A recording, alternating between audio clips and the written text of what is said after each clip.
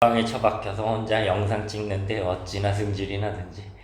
자, 왜 얘가 독립이 됐는데 혼자 욕을 하고 있느냐? 사람들이 만세 부르느라 손님이 없는 거야. 얘가 이제 지금으로 치면 작은 구두방 같은 걸 한다고 생각하면 돼.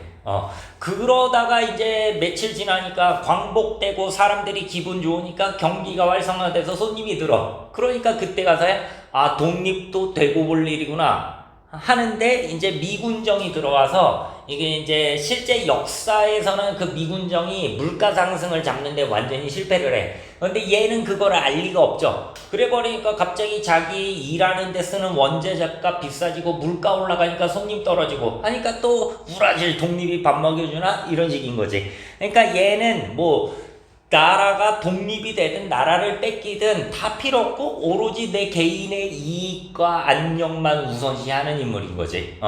그러던 인물이 이제 어디서 이제 막 얘가 막 살았어. 이제 돈 벌겠다고 닥치는 대로 일본도 갔다 오고 그랬던 인물이야. 그러다 보니까 이제 당시에 이제 토막 영어, 지금으로 치면 중학교 한 2학년 정도 수준 되는 그런 영어를 이제 할 줄 알았는데, 당시에는 그마저도 드물잖아. 그러다 보니까 이제 미군정이 우리 남한을 점령했을 때 미군의 통역사가 됩니다. 그러고서 그 미군을 등에 업고서 권력을 이제 오남용하면서 자기 권세를 누리는 인물이 미스터 방인 거야. 이 태평천하의 주인공 윤직원도 마찬가지입니다. 얘는 친일파. 그리고 치수근 선생님이 여러 번 얘기했지, 이제 신뢰할 수 없는 서술자 예를 들 때, 이 치숙이 1인칭 시점의 소설인데 서술자가 뭐하는 놈이야? 어린애야. 어린애인데 얘 장래희망이 뭐야? 나는 커서 위대한 친일파가 되는 게 꿈입니다.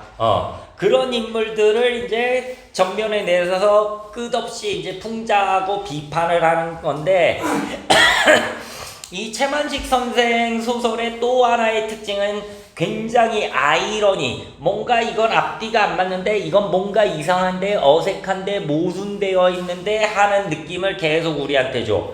자, 그를 위해서 이제 가장 자주 사용하는 게 뭐냐면은 항상 나쁜 놈이 주동인물이고 반대로 착한 사람은 반동인물. 쉽게 말해서 나쁜 놈이 주인공이고 착한 사람이 갈등 관계로 이제 등장을 한다는 거야. 이 작품도 그렇고 치숙, 아까 얘기했듯이 서술자가 이제 주동인물이자 서술자면서 얘는 친일파가 되는 게 꿈이네야.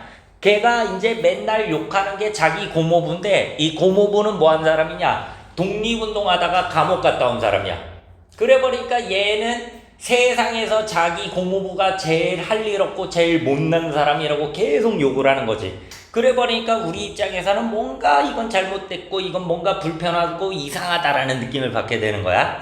자, 그리고 역시 자주 나오는 설정, 이 태평천하에서도 역시 나와. 누가 어른이고 누가 아이고, 그리고 지금이 아니라 일제강점기에는 가부장제니까 남자와 여자의 역할이 딱딱 나눠져 있잖아. 그거를 이제 뒤집어 버려. 그래 버리니까 또 우리가 뭔가 이거는 이상한데 어색한데 하는 느낌을 받게 되는 거죠. 좀 역겨운 얘기인데, 이 태평천하 첫 파트를 보면 이 주인공 윤직원이 거의 70살을 바라보는 노인네야. 그런데 이제 잘 먹고 잘 살아갖고 돼지처럼 살 뒤룩뒤룩 쪄갖고 인력거를 타고 다니는데, 그 인력거를 누구랑 타고 다니느냐? 15살인가? 쯤 되는 기생을 얘가 데리고 다녀. 당연히 돈 때문에 이제 데리고 다닐 수가 있는 건데, 이 영감인 이제 그 윤직원은 그 자기 손녀뻘밖에 안 되는 그 기생한테 어떻게든 환심을 살려고 막 선물하고 얘를 달래고, 반대로 이 여자애는 이 노인네가 자기 좋아하는 거 아니까 일종의 갑질하고 그런 식으로 남녀의 역할을 뒤바뀌는데, 거기에서 또 아이러니한 요소가 덧붙는 게 이 집안이 얼마나 날콩가루인지 보여주는데, 윤직원의 증손자가 걔랑 또 사깁니다. 그러니까 할아버지가 자기 손녀뻘 되는 기생한테 목을 메고 있는데 그걸 또 증손자가 걔랑 또 뒤에서 만나고 있어. 자, 그리고 이제 역시 이 작품에도 해당되는데, 이제 인물이 유일하게 믿는 인물한테 배신을 당하거나 걔로 인해서 망하는 설정. 그러니까 미스터 방도 아까 미군을 등에 업고서 막 위세를 부렸댔잖아. 그런데 결말에 가면 결국 그 미군에 의해서 몰락할 걸 예고하면서 마무리가 돼. 이 작품도 이제 마찬가지예요. 자, 그리고 이제 아까 출장률이 높은 작가가 김유정, 최만식 두 분이 남았댔잖아. 이 참에 좀 기억해두면 좋은 게 두 분이 참 운 좋게도 이 두 가지 성향을 공유해. 자, 그래서 김유정 소설도 보면 막 여자애가 남자애 괴롭히고 장인이랑 사이랑 막 서로 싸우고 뭐 이제 믿었던 동생이 사실은 도둑놈이었다 뭐 이런 설정. 자, 그리고 이제 두 분 다 판소리의 영향을 굉장히 많이 받았는데 특히 최만식 소설에서는 마치 우리가 판소리계 소설을 읽는 것 같은 그런 문체가 나타납니다. 그런 걸 이제 판소리 사설투라고 하는데 판소리 사설투는 기본적으로 구어체를 가져가. 왜? 판소리는 오늘날 우리는 책을 통해 너희들이 이제 배우고 읽어봤겠지만 사실은 1인 뮤지컬이잖아. 그러니까 가서 공연을 관람하는 거야. 그렇기 때문에 관객들한테, 청중들한테 직접 말을 겁니다. 그게 이제 구어체의 문체로 남게 되는 거고 우리 독자한테 끊임없이 말을 거는 듯한 느낌을 받게 되는 거야. 자, 그리고 이제 판소리를 하다 보면 중간에 애드립을 막 치겠죠. 놀부 정말 나쁜 놈 아닙니까? 흥부 불쌍하지 않아요? 이런 게 이제 문자화되면은 편집자동 논평으로 굳어지는 거지. 서술자가 중간에 개입해서 자기 의견, 주관 드러내는 거. 그리고 끊임없이 상대방을 희화와 웃음거리로 만드는 등의 판소리 사설투의 문체가 나타나고 판소리니까 당연히 주제적으로는 풍자와 해악이 넘치겠죠. 자, 이제는 니네가 이해하고 있어야 돼. 풍자와 해악 둘이 헷갈리는 이유는 둘 다 웃음을 유발하는 포인트가 있다. 하지만 둘이 정반대랬지. 해악은 말 그대로 그 웃음 자체가 목적이야. 그러니까 대상에 대해 애정과 긍정과 연민의 시선을 깔고 웃기는 게 해악. 반대로 풍자는 웃음이 목표가 아니랬지. 우회적 비판이 풍자의 목적입니다. 쉽게 말해 돌려까기야. 그런데 그 돌려까는 방법 중에 가장 우리도 보편적으로 활용하는 게 웃는 척, 장난치는 척 하면서 까는 거지. 그래서 풍자의 웃음이 따라올 뿐이지 풍자의 웃음은 비웃음이고 냉소고 조롱이야. 무슨 말인지 알겠지? 자, 그래서 거기에서 이제 발생하는 미식을 골개미라고 하는데요. 요것도 이제 자세히 설명하면 요것만으로도 저 시간을 너무 많이 잡아먹어서 간단하게 말로만 정리해 줄게. 이제 보통 우리가 문학 작품을 통해 느낄 수 있는 미식을 숭고미, 우아미, 비장미, 골개미라고 하는데 얘네는 어떻게 해서 이제 차이가 발생하냐면 그 작품에서 인물이 추구하는 이상이나 가치 그게 현실과 어떤 연관성을 갖느냐에 따라서 그 작품을 통해 우리가 느끼는 아름다움이 달라진다는 거야. 먼저 숭고미는 뭐냐? 그 인물이 자기가 추구하는 그 이상을 현실에서 실현을 했을 때 우리는 숭고미를 느끼게 돼. 그런데 인간이 자기가 추구하는 이상을 현실에서 실현한다는 게 사실 불가능에 가깝죠. 그래서 우리나라 문학작품에서 숭고미가 느껴지는 작품은 거의 없고 어디서 느껴지겠어? 신화에서 느껴집니다. 단군신화 생각해봐. 홍익인간, 널리 세상을 인간을 이롭게 해. 이런 이상 누구나 꿈꾸지만 그걸 실현할 수 있는 건 단군이 신적 존재이기 때문이지. 그런 데서 우리는 범접할 수 없는 숭고함을 느끼게 되고 자, 우아미는 보통 양반 사대부 시가에서 느껴지는데 우아미는 어떨 때 느껴지느냐? 인간이니까 그 이상을 실현할 수는 없어. 하지만 계속해서 그걸 추구하려는 그 태도, 자세에서 우리가 저건 아름다워, 저 사람은 격조가 있어, 엘레강스해 이런 느낌을 받게 되는 거야. 그래서 양반 사대부들이 실제로는 뭔 짓거리를 하고 다녔는지 모를 일이지만 작품의 표면상으로서는 맨날 안빈낙도 유교적 도리 이런 걸 얘기를 하잖아. 그걸 따르겠다고 얘기를 하고 그때 우리가 우아미. 자, 그 다음에 이제 비장미는 뭐냐면은 그 인물이 추구하는 이상이나 가치가 현실에 의해서 패배하고 좌절되는 거야. 그리고 그 인물도 그걸 알고 있어. 자기가 실패할 거라는 걸 알아. 그럼에도 불구하고 그 사람이 그 이상을 포기하지 않고 계속 추구할 때 우리는 비장함을 느끼게 되지. 자, 문학작품으로 치면 이제 심청가 생각해 봅시다. 심청이가 아버지 눈을 띄우겠다고 인당수에 가서 자기 목숨을 이제 던지려고 하잖아. 그때 이제 아버지를 위해 목숨을 바친다. 이게 얼핏 보면 당연히 심청이가 추구하는 그 이상은 효지.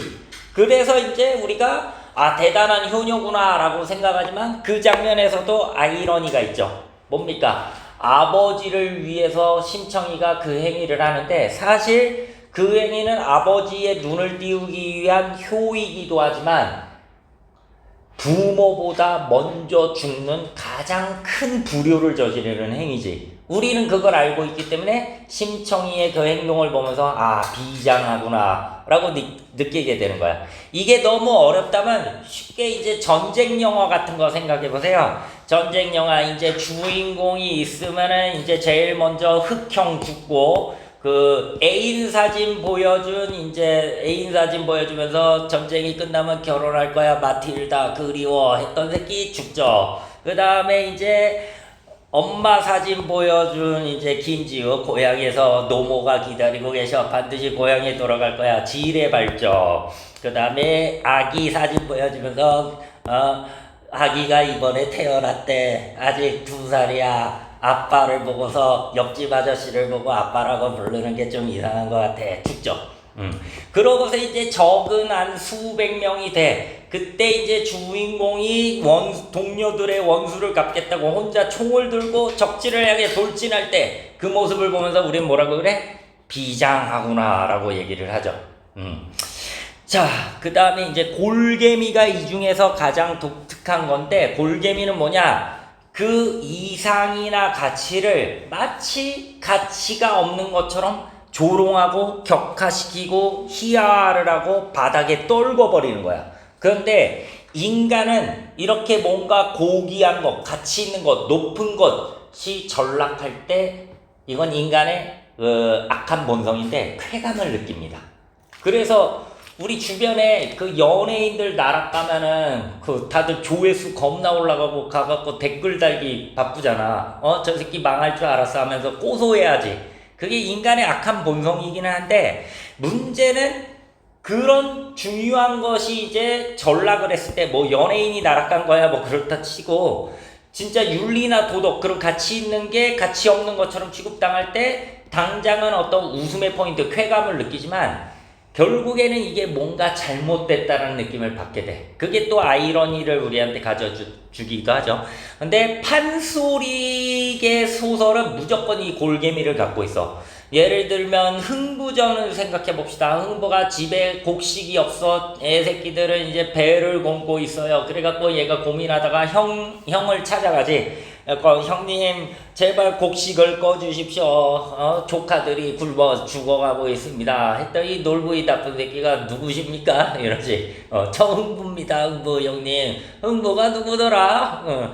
해버리니까 이제 흥부가 할 수 없이 부엌에 있는 자기 형수를 찾아가죠. 그래갖고 밥을 하고 있는 형수한테 형수님 지금 자식들이 굶고 있습니다. 조카들을 살려주세요. 밥을 주세요. 하니까 형수가 어떻게 밥 짓다가 밥주걱으로 싸대기를 빵 날려버리죠. 흥부 빵 맞아. 밥주걱으로 맞으니까 겁나 아프잖아. 겁나 아파 하는데 밥주걱으로 맞았으니까 뺨에 밥풀이 붙어있죠. 그래서 이거 뜯어갖고 처먹는다고. 처먹으니까 맛있지. 그래서 어떻게 해? 형수님 이쪽 뺨도 마저 때려주시면 안 될까요? 이 흥부의 엉뚱한 행동에 우리는 웃음이 나지. 그런데 잘 생각해보면 거기에서는 형제간의 우애라든지 윤리적 가치라든지 이게 다 땅바닥에 떨어지잖아. 그래 보니까 당장 웃음은 나는데 뭔가 뒷맛이 찝찝하고 씁쓸한 거죠. 그런 어떤 이 가치 있는 것이 전락했을 때 우리한테 뭔가 쓴웃음을 짓게 하는 것, 뒷맛이 씁쓸한 웃음을 웃게 할 때 골개미가 느껴진다고 하는 거야. 무슨 말인지 알겠나요? 그래서 이 작품도 시종 웃겨 계속해서 주인공을 조롱하고 희화화하거든. 그런데 그게 이제 당장 웃음을 주면서도 또 한편으로는 우리한테 저런 인간이 다 있나 하면서 뒷맛이 또 찝찝해지게 되는 거죠. 자, 그 다음에 이제 장면의 확장, 극대화는 뭐냐? 이제 뒤에 자세히 설명해 놨으니까 얘는 간단하게 특정 대목, 그냥 간단하게 얘기할 수 있는 걸 지나치게 부풀리는 거야. 이게 왜 판소리에서 이런 현상이 발생하냐면, 니네가 이제 판소리 창자야? 그럼 판소리 창자들은 어떻게 밥 먹고 사느냐? 이제 고수랑 둘이 이제 여기저기 떠돌아 다니다가 이제 뭐 어디 장터고 사람 많이 모여 있는 데 있으면 둘이 이제 공연을 시작해. 그러면 사람들이 하나하나 구경꾼들이 모여들겠죠. 그래갖고 구경하던 사람들이 뭐 잘한다 신난다 하면은 뭐 동전 던져주고 그거 먹고 사는 거야.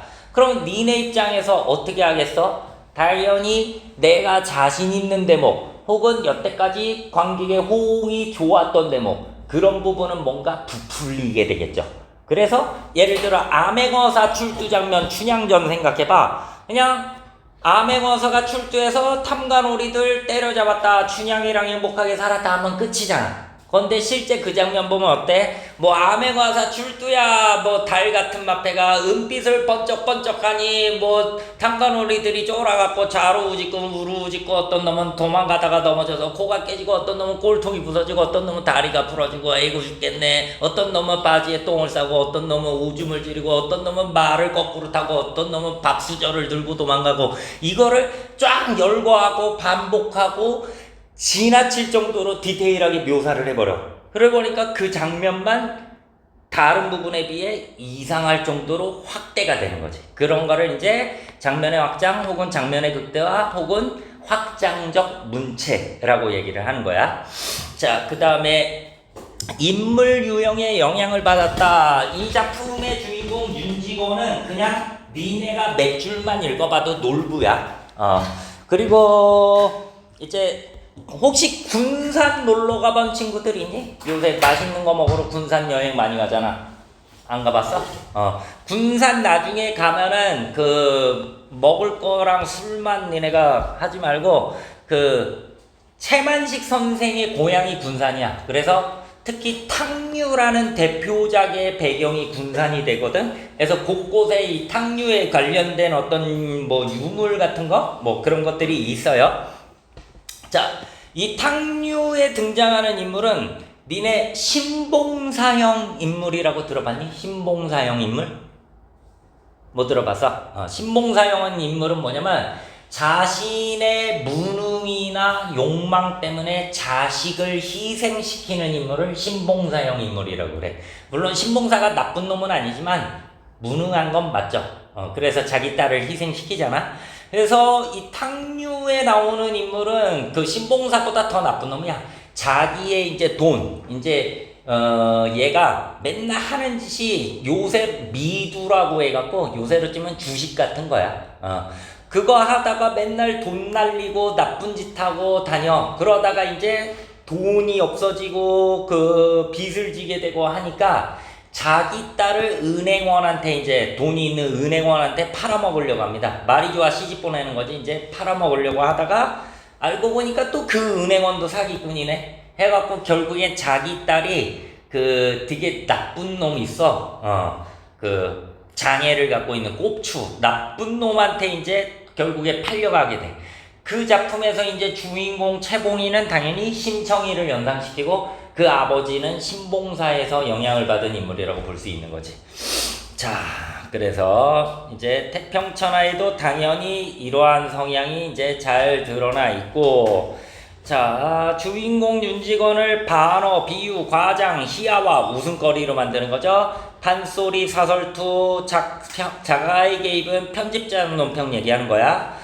다양한 표현 방법을 통해 부정적 인물로서 풍자하고 까는 작품이라고 보면 돼요.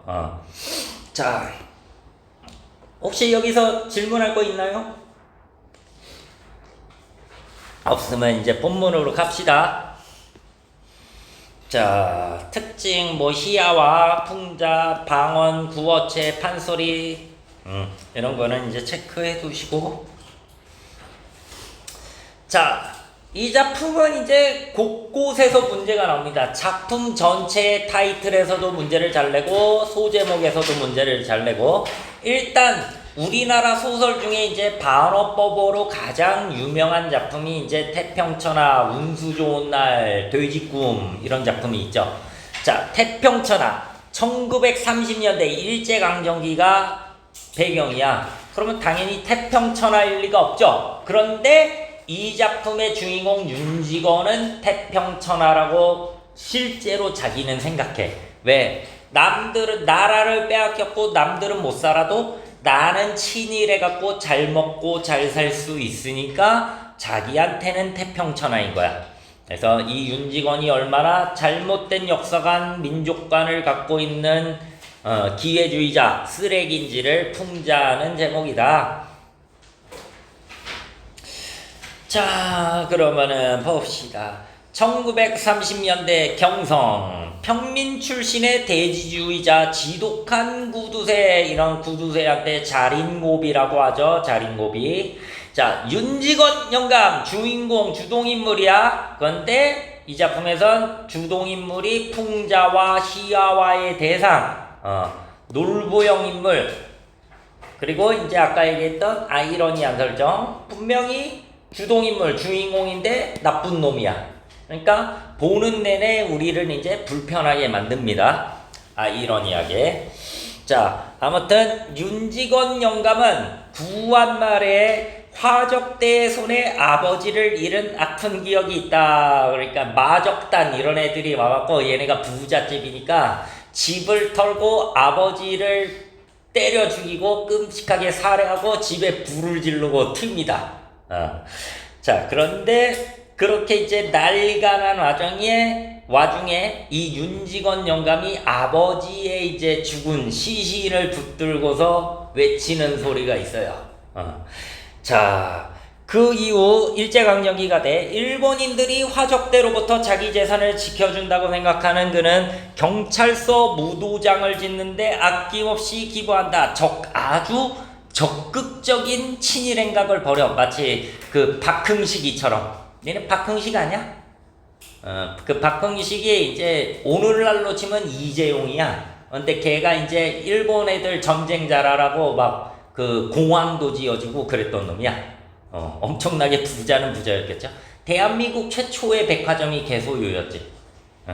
자, 아무튼지간에 그는 또 재산을 지키기 위해 양반 신분을 사고 족보를 도금하는 한편, 이런 거 다 허영이고 허례허식입니다. 망한 나라에서 무슨 양반 족보 이런 게 무슨 소용이 있어. 근데 이런 어떤 벼락 부자들의 공통점이야. 자기가 돈은 많은데 여전히 명예는 없고 자기는 천하고 무식해. 그래갖고 선생님이 언제 얘기했지, 이런 벼락 부자들이 의외로 대학교 총장 이런 거 많이 한다고.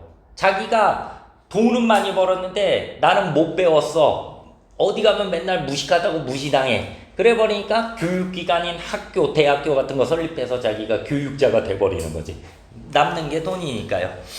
자, 아무튼지간에 그렇게 이제 적극적으로 이제 친일 행각을 하면서 족보 세탁도 하고, 손자인 종수와 종학이가 각각 역시 친일의 길이죠. 군수와 경찰서장이 되어 가문을 빛내기를 간절히 바란다. 뭐 이럴 때 입신양명이라는 말을 쓰긴 하는데 앞부분 줄거리니까 뭐 사자성어 문제까지는 안 내겠죠. 자, 그런데 문제는 윤직원이 자기 손자들이 이렇게 높은 공무원이 되길 바라는 이유는 손자들을 위해서가 아니라 오직 자기를 위해서입니다. 왜? 이런 애들이 이제 일제강점기에 이렇게 힘 있는 자리 가면 자기를 이제 자신을 지켜줄 방패막이 백이 되잖아. 자, 그러면서 자기는 이제 무식해서 이런 거 못하는데 대리만족도 없고, 그러나 아들 창식이는 노름으로 가산을 탕진하고 콩가루 집안이야. 큰손자 종수 역시 방탕한 생활로 맨날 술 처먹고 이제 기생질하고 그러면서 돈을 날립니다. 놀랍게도 이 작품에서 긍정적인 인물은 단 한 명도 등장하지 않아. 딱 긍정적인 인물이 딱 한 명 있는데 아이러니하게도 그 인물은 이름만 언급될 뿐이지 실제로 등장은 하지 않습니다. 그러니까 대가족인데 그 가족이 다 하나같이 나쁜 놈이야. 자, 윤직원 영감은 오로지 일본 유학 중인 둘째 손자 종학이 이 작품에서 유일하게 착한 놈인데 문제는 여기선 반동인물로 등장을 해. 그래서 나쁜 놈한테 욕을 먹는 역할이야. 자, 그래서 이제 착한 놈이 반동인물, 나쁜 놈이 주동인물이니까 우리 입장에서는 아이러니하죠. 마치 아까 치숙에서 친일파가 독립운동가를 막 욕하니까 이상하게 느껴지는 것처럼, 거기에다가 또 아이러니한 건 유일하게 착한 사람인데 심지어 작품에선 한 번도 등장을 안 합니다. 다른 작품이었으면 얘가 주인공이 돼야 되는데 이 작품에서는 등장도 안 해. 자, 여기까지 됐나요? 자, 그러면서 이게 한 180페이지, 한 200페이지 남짓 되는 중편이야. 그래서 15개의 파트가 있고 니네는 이제 맨 마지막 파트를 공부하게 되는데 그 파트마다 소제목이 있어. 망진자는 호얀이라. 이게 이제 뭐냐면은 우측 상단 이거 참고하세요. 진시황은 너희들도 너무 잘 알지? 그 넓은, 오늘날도 넓은 그 중국을 최초로 통일한 인물이 진시황이란 말이야. 근데 얘가 당시 세계관에서는 세계 정복을 한 거잖아. 그런데 그렇게 이제 권력 투쟁에서 위로 올라간 독재자들의 공통점이 뭐야? 자기가 그렇게 이제 피를 통해서 윗자리에 올라가니까 누군가 또 항상 내 뒤통수를 치지 않을까 늘 불안한 거죠. 그래갖고 거기에다가 자기가 온 세상을 손에 넣었어. 근데 막상 온 세상을 손에 넣어보니까 인간은 기껏해야 몇십 년 살다가는 유한한 존재인 거지. 그래서 너희들도 알다시피 불로초를 평생 찾아 헤맸죠. 그리고 아이러니하게도 그 불로초에 대한 집착이 자신의 죽음을 땡깁니다. 왜냐면 당시에 이제 과학 지식 그런 거 없을 때 그냥 좋다는 거면은 이제 다 주워 처먹고 뭐 해보는 거야. 그래갖고 결국에 사인으로 추정되는 게 수은 중독이야.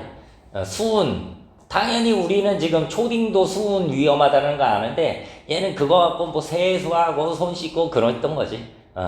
자, 아무튼지 간에 그렇게 이제 평생 사는 것도 사는 거지만 항상 누가 내 뒤통수를 치지 않을까 불안해요. 그래서 이제 점을 칩니다. 그랬는데 거기에서 점쟁이가 어떤 점괘를 내놓느냐? 망진 자는 호얀이라, 진나라를 망하게 하는 자는, 이게 오랑캐 호자야. 오랑캐 호. 그래서 진시황이 오랑캐 때문에 우리나라가 망한단 말이야 해서 너희들도 아는 그 유명한 뭘 만들어서 만리장성을 쌓았죠. 그런데 여기서도 아이러니가 찾아오는 게 나중에 알고 보니까 이 나라가 정말 허무한 게 오래 못 가. 진시황 죽고 바로 그 아들 호의 때에 이 진나라가 망하고, 너희들도 이제 들어봤을 초안지 그 항우와 유방 나오고 그쪽으로 이제 연결이 되는 거야. 그러니까 점쟁이가 틀린 점괘를 그 해준 게 아니야. 그런데 다만 이 호가 오랑캐가 아니라 아들인 호해였다라는 거죠. 자, 그러면 이 제목을 왜 갑자기 끌어들였느냐? 진시황이 결국 자기 아들에 의해서 나라가 망했듯이 이 윤직원 영감도 유일하게 자기가 믿고 있는 손자 종화기 때문에 망하게 될 거라는 걸 암시하는 거죠. 무슨 말인지 알겠나요? 그래서 윤직원, 이런 놈들의 특성이 늘 그렇듯이 자기 아들이고 마누라고 절대 안 믿어. 다 싫어해. 그리고 다른 사람들도 얘를 다 싫어해. 근데 유일하게 손자 종학인만 좋아해. 그리고 이런 캐릭터들이 늘 그렇듯이 그 손자에 대한 애정을 어떻게 표현하느냐. 얘는 인간이 안 된 놈이니까 정신적으로 손자에 대한 사랑을 표출하지 못하겠죠. 그래 보니까 다른 사람들한테는 절대 돈을 안 쓰는데 이 종학이한테만 돈을 씁니다. 자, 그러면 봅시다. 망진자는 호야 아니라, 자, 일찍이 윤직원 영감은 그의 소시적 윤두꺼비 시절에 별명이 이제 윤두꺼비 일부러 이제 골 때리는 별명 지어주는 거죠. 비웃으려고.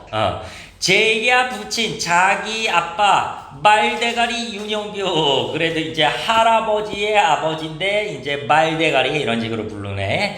윤영규가 화적의 손에 무참히 맞아 죽은 시체 옆에 서서 노적이 불타느라고 화경이 충천하느라. 그러니까 화적대가 이 집 부자라고 이제 털고 재산만 털어간 게 아니라 말대가리 윤영규 아빠 때려 죽이고 불까지 지르고 간 거야. 그런 상황에서 이 윤직원 놈이 하늘을 향해 뭐라고 외치느냐. 이놈의 세상 언제나 망하랴. 우리만 빼놓고 어서 망해라. 지금 이 상황에서 뭐 복수를 다짐하는 것도 아니고 화적대들 망해라도 아니고 나만 빼고 다 망해라. 얘 캐릭터가 딱 보여주죠. 이런 극단적인 상황에서도 나만 잘 되면 된다 라고 하는 거죠.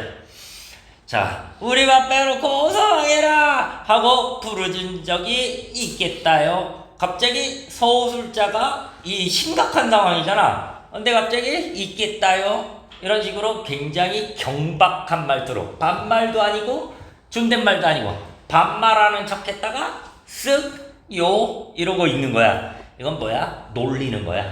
그러니까 보통 상황이면은 사람의 죽음을 조롱하는 건 당연히 해서는 안 될 짓이지만 얘는 너무 나쁜 놈이니까 이렇게 조롱을 해버리는 거죠. 자, 이미 반세기 전 그리고 그것은 당시에 나한테 불리한 세상에 대한 격분된 저주여 겸하여 웅장한 투쟁의 선언이었습니다 라고 하는데 이것도 일부러 비꼬는 거죠.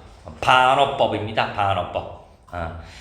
나만 빼고 다 망해라. 이게 웅장한 투쟁이었다. 왜 나만 빼고 다 망하려면은 자기는 세상을 상대로 이제 싸워야 될 거 아니야.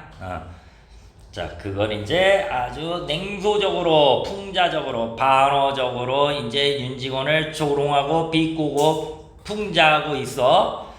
자, 그런데 거기에서 또 서술자가 뭐라고 하느냐. 그래서 윤직원 영감은 과연 승리를 했겠다요. 이게 뭔 얘기야?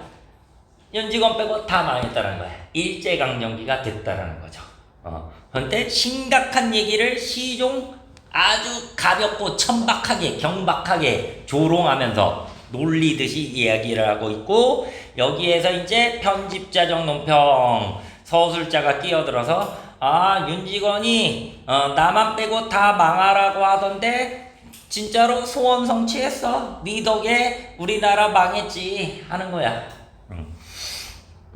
자, 그런데 자, 여기까지 정리됐나요? 혹시 질문할 거 있는 사람? 자, 식구들은 시아버지 윤직원 영감이 보기가 싫은 건넌방 고씨만 빼놓고, 그러니까 콩가루 집안이라는 게 며느리가 자기 시아버지 꼴배기 싫다고 방에서 나오지도 않아. 서울아치, 태식이, 뒤채 두 동서 모두 안방에 모여 종수, 이제 아까 큰손자, 근데 얘도 맨날 술 처먹고 재산 탕진하는 놈, 맞이하는 얘를 표하고 그들의 옹이, 이런 단어도 일부러 거창한 단어를 쓰는 거야. 왜? 조롱하려고. 계속 한심한 놈들한테 일부러 어떤 의미가 굉장히 긍정적인 어휘를 갖다 붙이는 거지.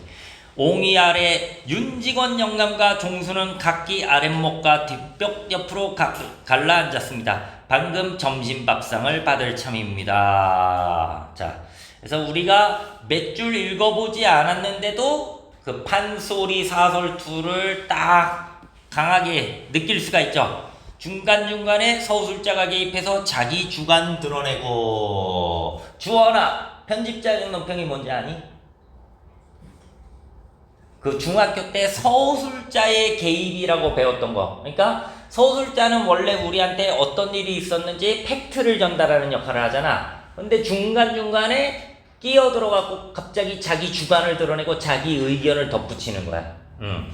자, 그래서 이렇게 그냥 윤직원이 이렇게 외친 적이 있었다, 팩트만 말하면 되는데 그래서 소원대로 우리나라는 망했다, 이런 식으로 덧붙이는 거지. 자, 그리고 이제 구어체로 독자한테 말을 건네는데 여기엔 두 가지 의도가 있어. 첫째, 이렇게 구어체를 사용하고 존댓말을 사용하니까 우리 독자 입장에선 친근감이 들죠. 그래서 독자를 우리 편으로 끌어들여. 그래서 야, 우리 같이 윤직원 같이 조롱하자. 같이 뒷담화 까자가 되는 거야. 독자를 자기 편으로 끌어들여서 윤직원을 욕해. 그러면서 또 경어체의 또 하나의 의도는 뭐야? 일부러 조롱하려고 존댓말 하는 거야. 우리도 뭐 초딩들한테 비꼴 때 초딩들한테 일부러 존댓말 하잖아. 자, 그래서 경어체는 대상을 비꼬고 조롱하면서 또 우리 독자는 같은 편으로 끌어들여. 그래서 우리 독자 입장에선 함께 윤직원을 조롱하는 느낌을 받게 되고 일부러 가볍고 천박한 경박한 말투를 써서 역시 대상을 풍자하고 비꼬고 조롱하는 거죠. 자, 여기까지 이해 갔나요? 자, 뭐 판소리 사설투는 아까 판소리 영향은 아까 정리를 했으니까 이거는 정리할 사람만 정리를 하고, 자, 좀 쉬었다가 3명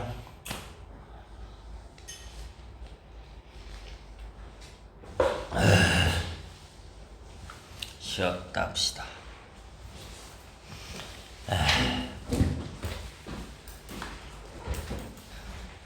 벌써 체력이 고갈된 것 같다.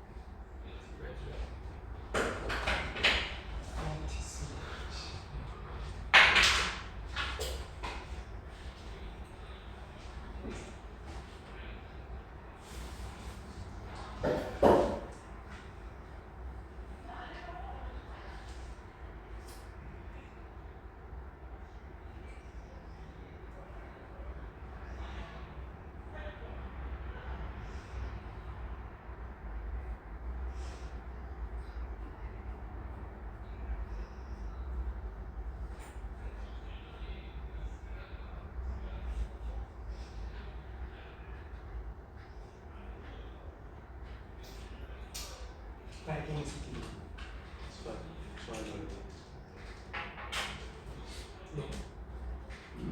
뭐라는 거야? 뭐라는 거야?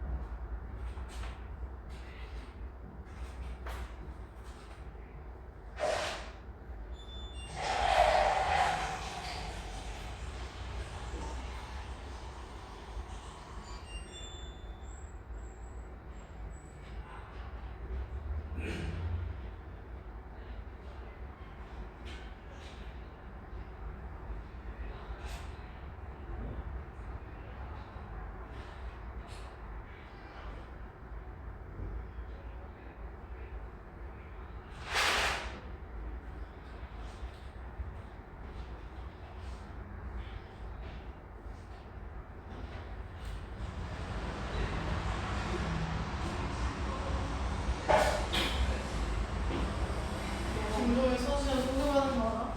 뭐? 서준? 어. 뭐? 여기 기품 있어. 대박. 그게 받았대? 이상하랑 동아리. 네? 그럼 서준은 혼자 남자야? 어?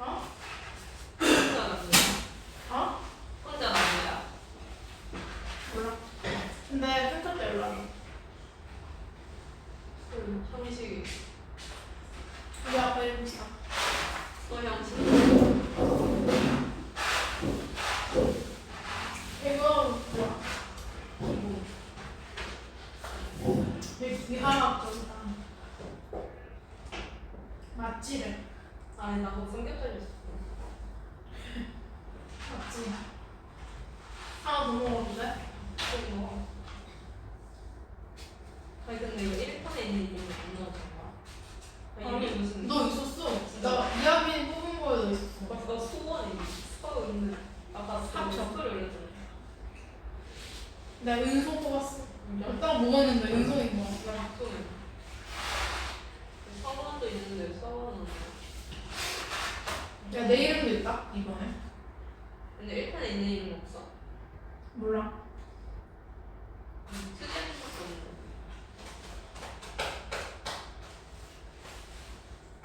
아니 2층 갔더니 kombucha 있더라. 진짜로? 응. 내가 콤부차 복숭아 마시거든. 개꿀. 뿌듯하게? 야 잠깐만 나 물좀 써줘. 아.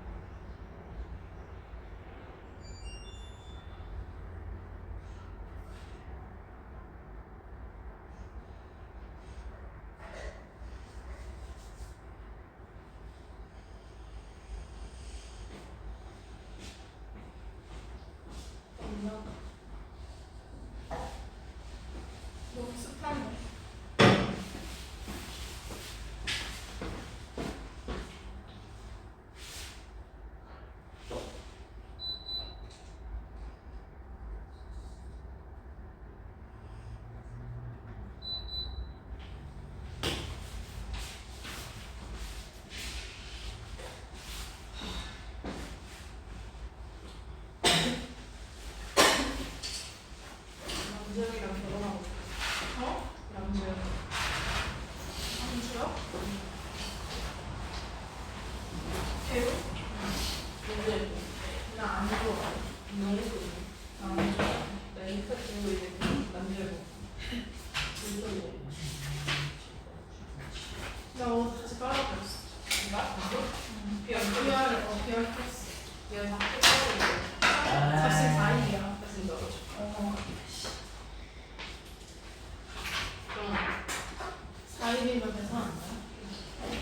나는 그 일주일 때문에 자, 어쩔 수 없네.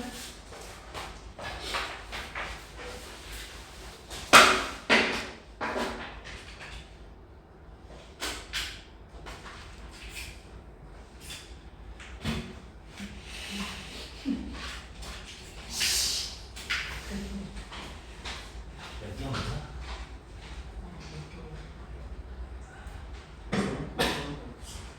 네, 이따 가져오세요.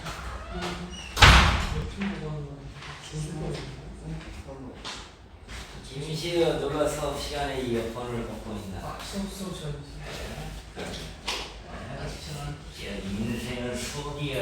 어? 준비까지 배우는 건 몰라? 뭐라고?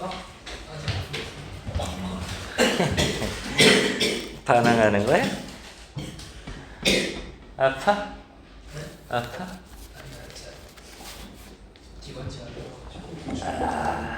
안타깝구나. 뭐 천식 같은 거 있니? 그래요.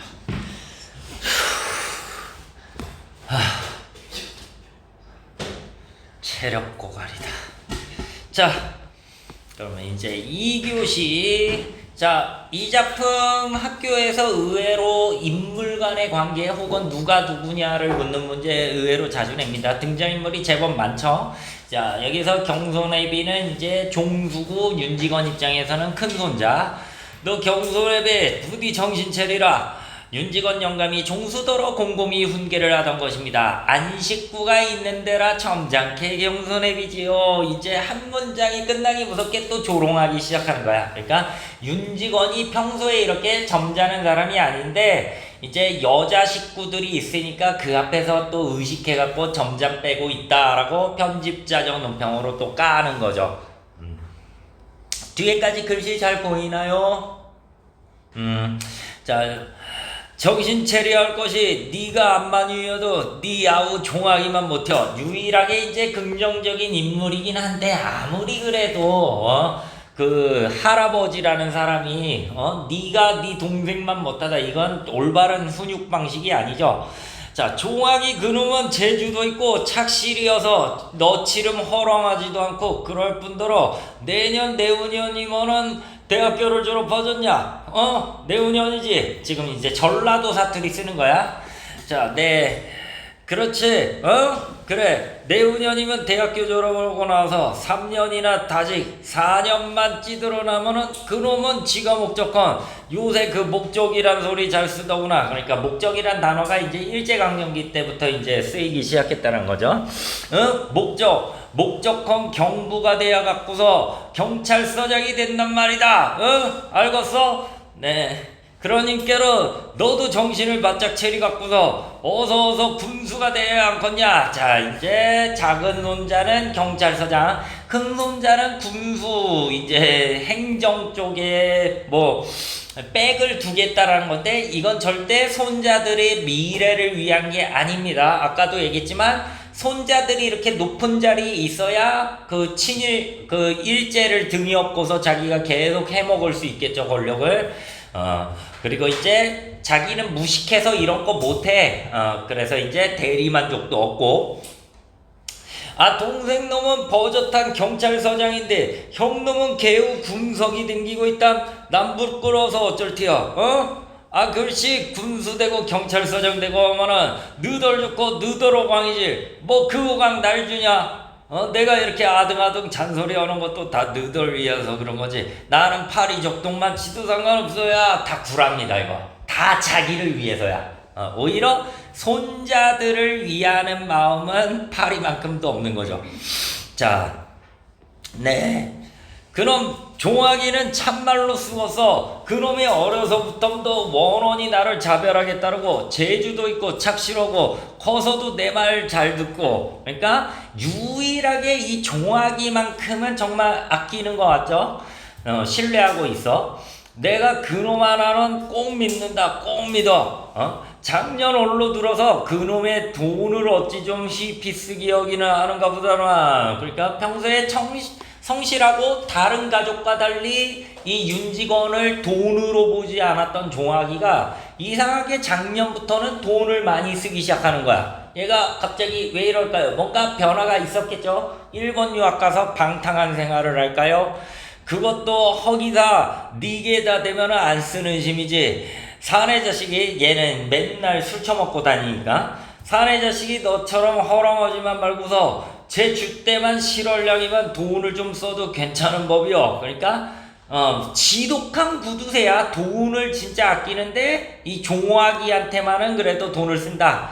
그래서 지난달에도 500원 꼭 쓸 띠가 있다고 핀지하길래, 핀지는 편지 2만 원코 보내줬다. 얘한텐 거금이죠. 당시 30년대에 500원이면 굉장히 큰 돈입니다. 선생님이 얼마 전에 이제 봤던 자료인데 그 서대문 있잖아.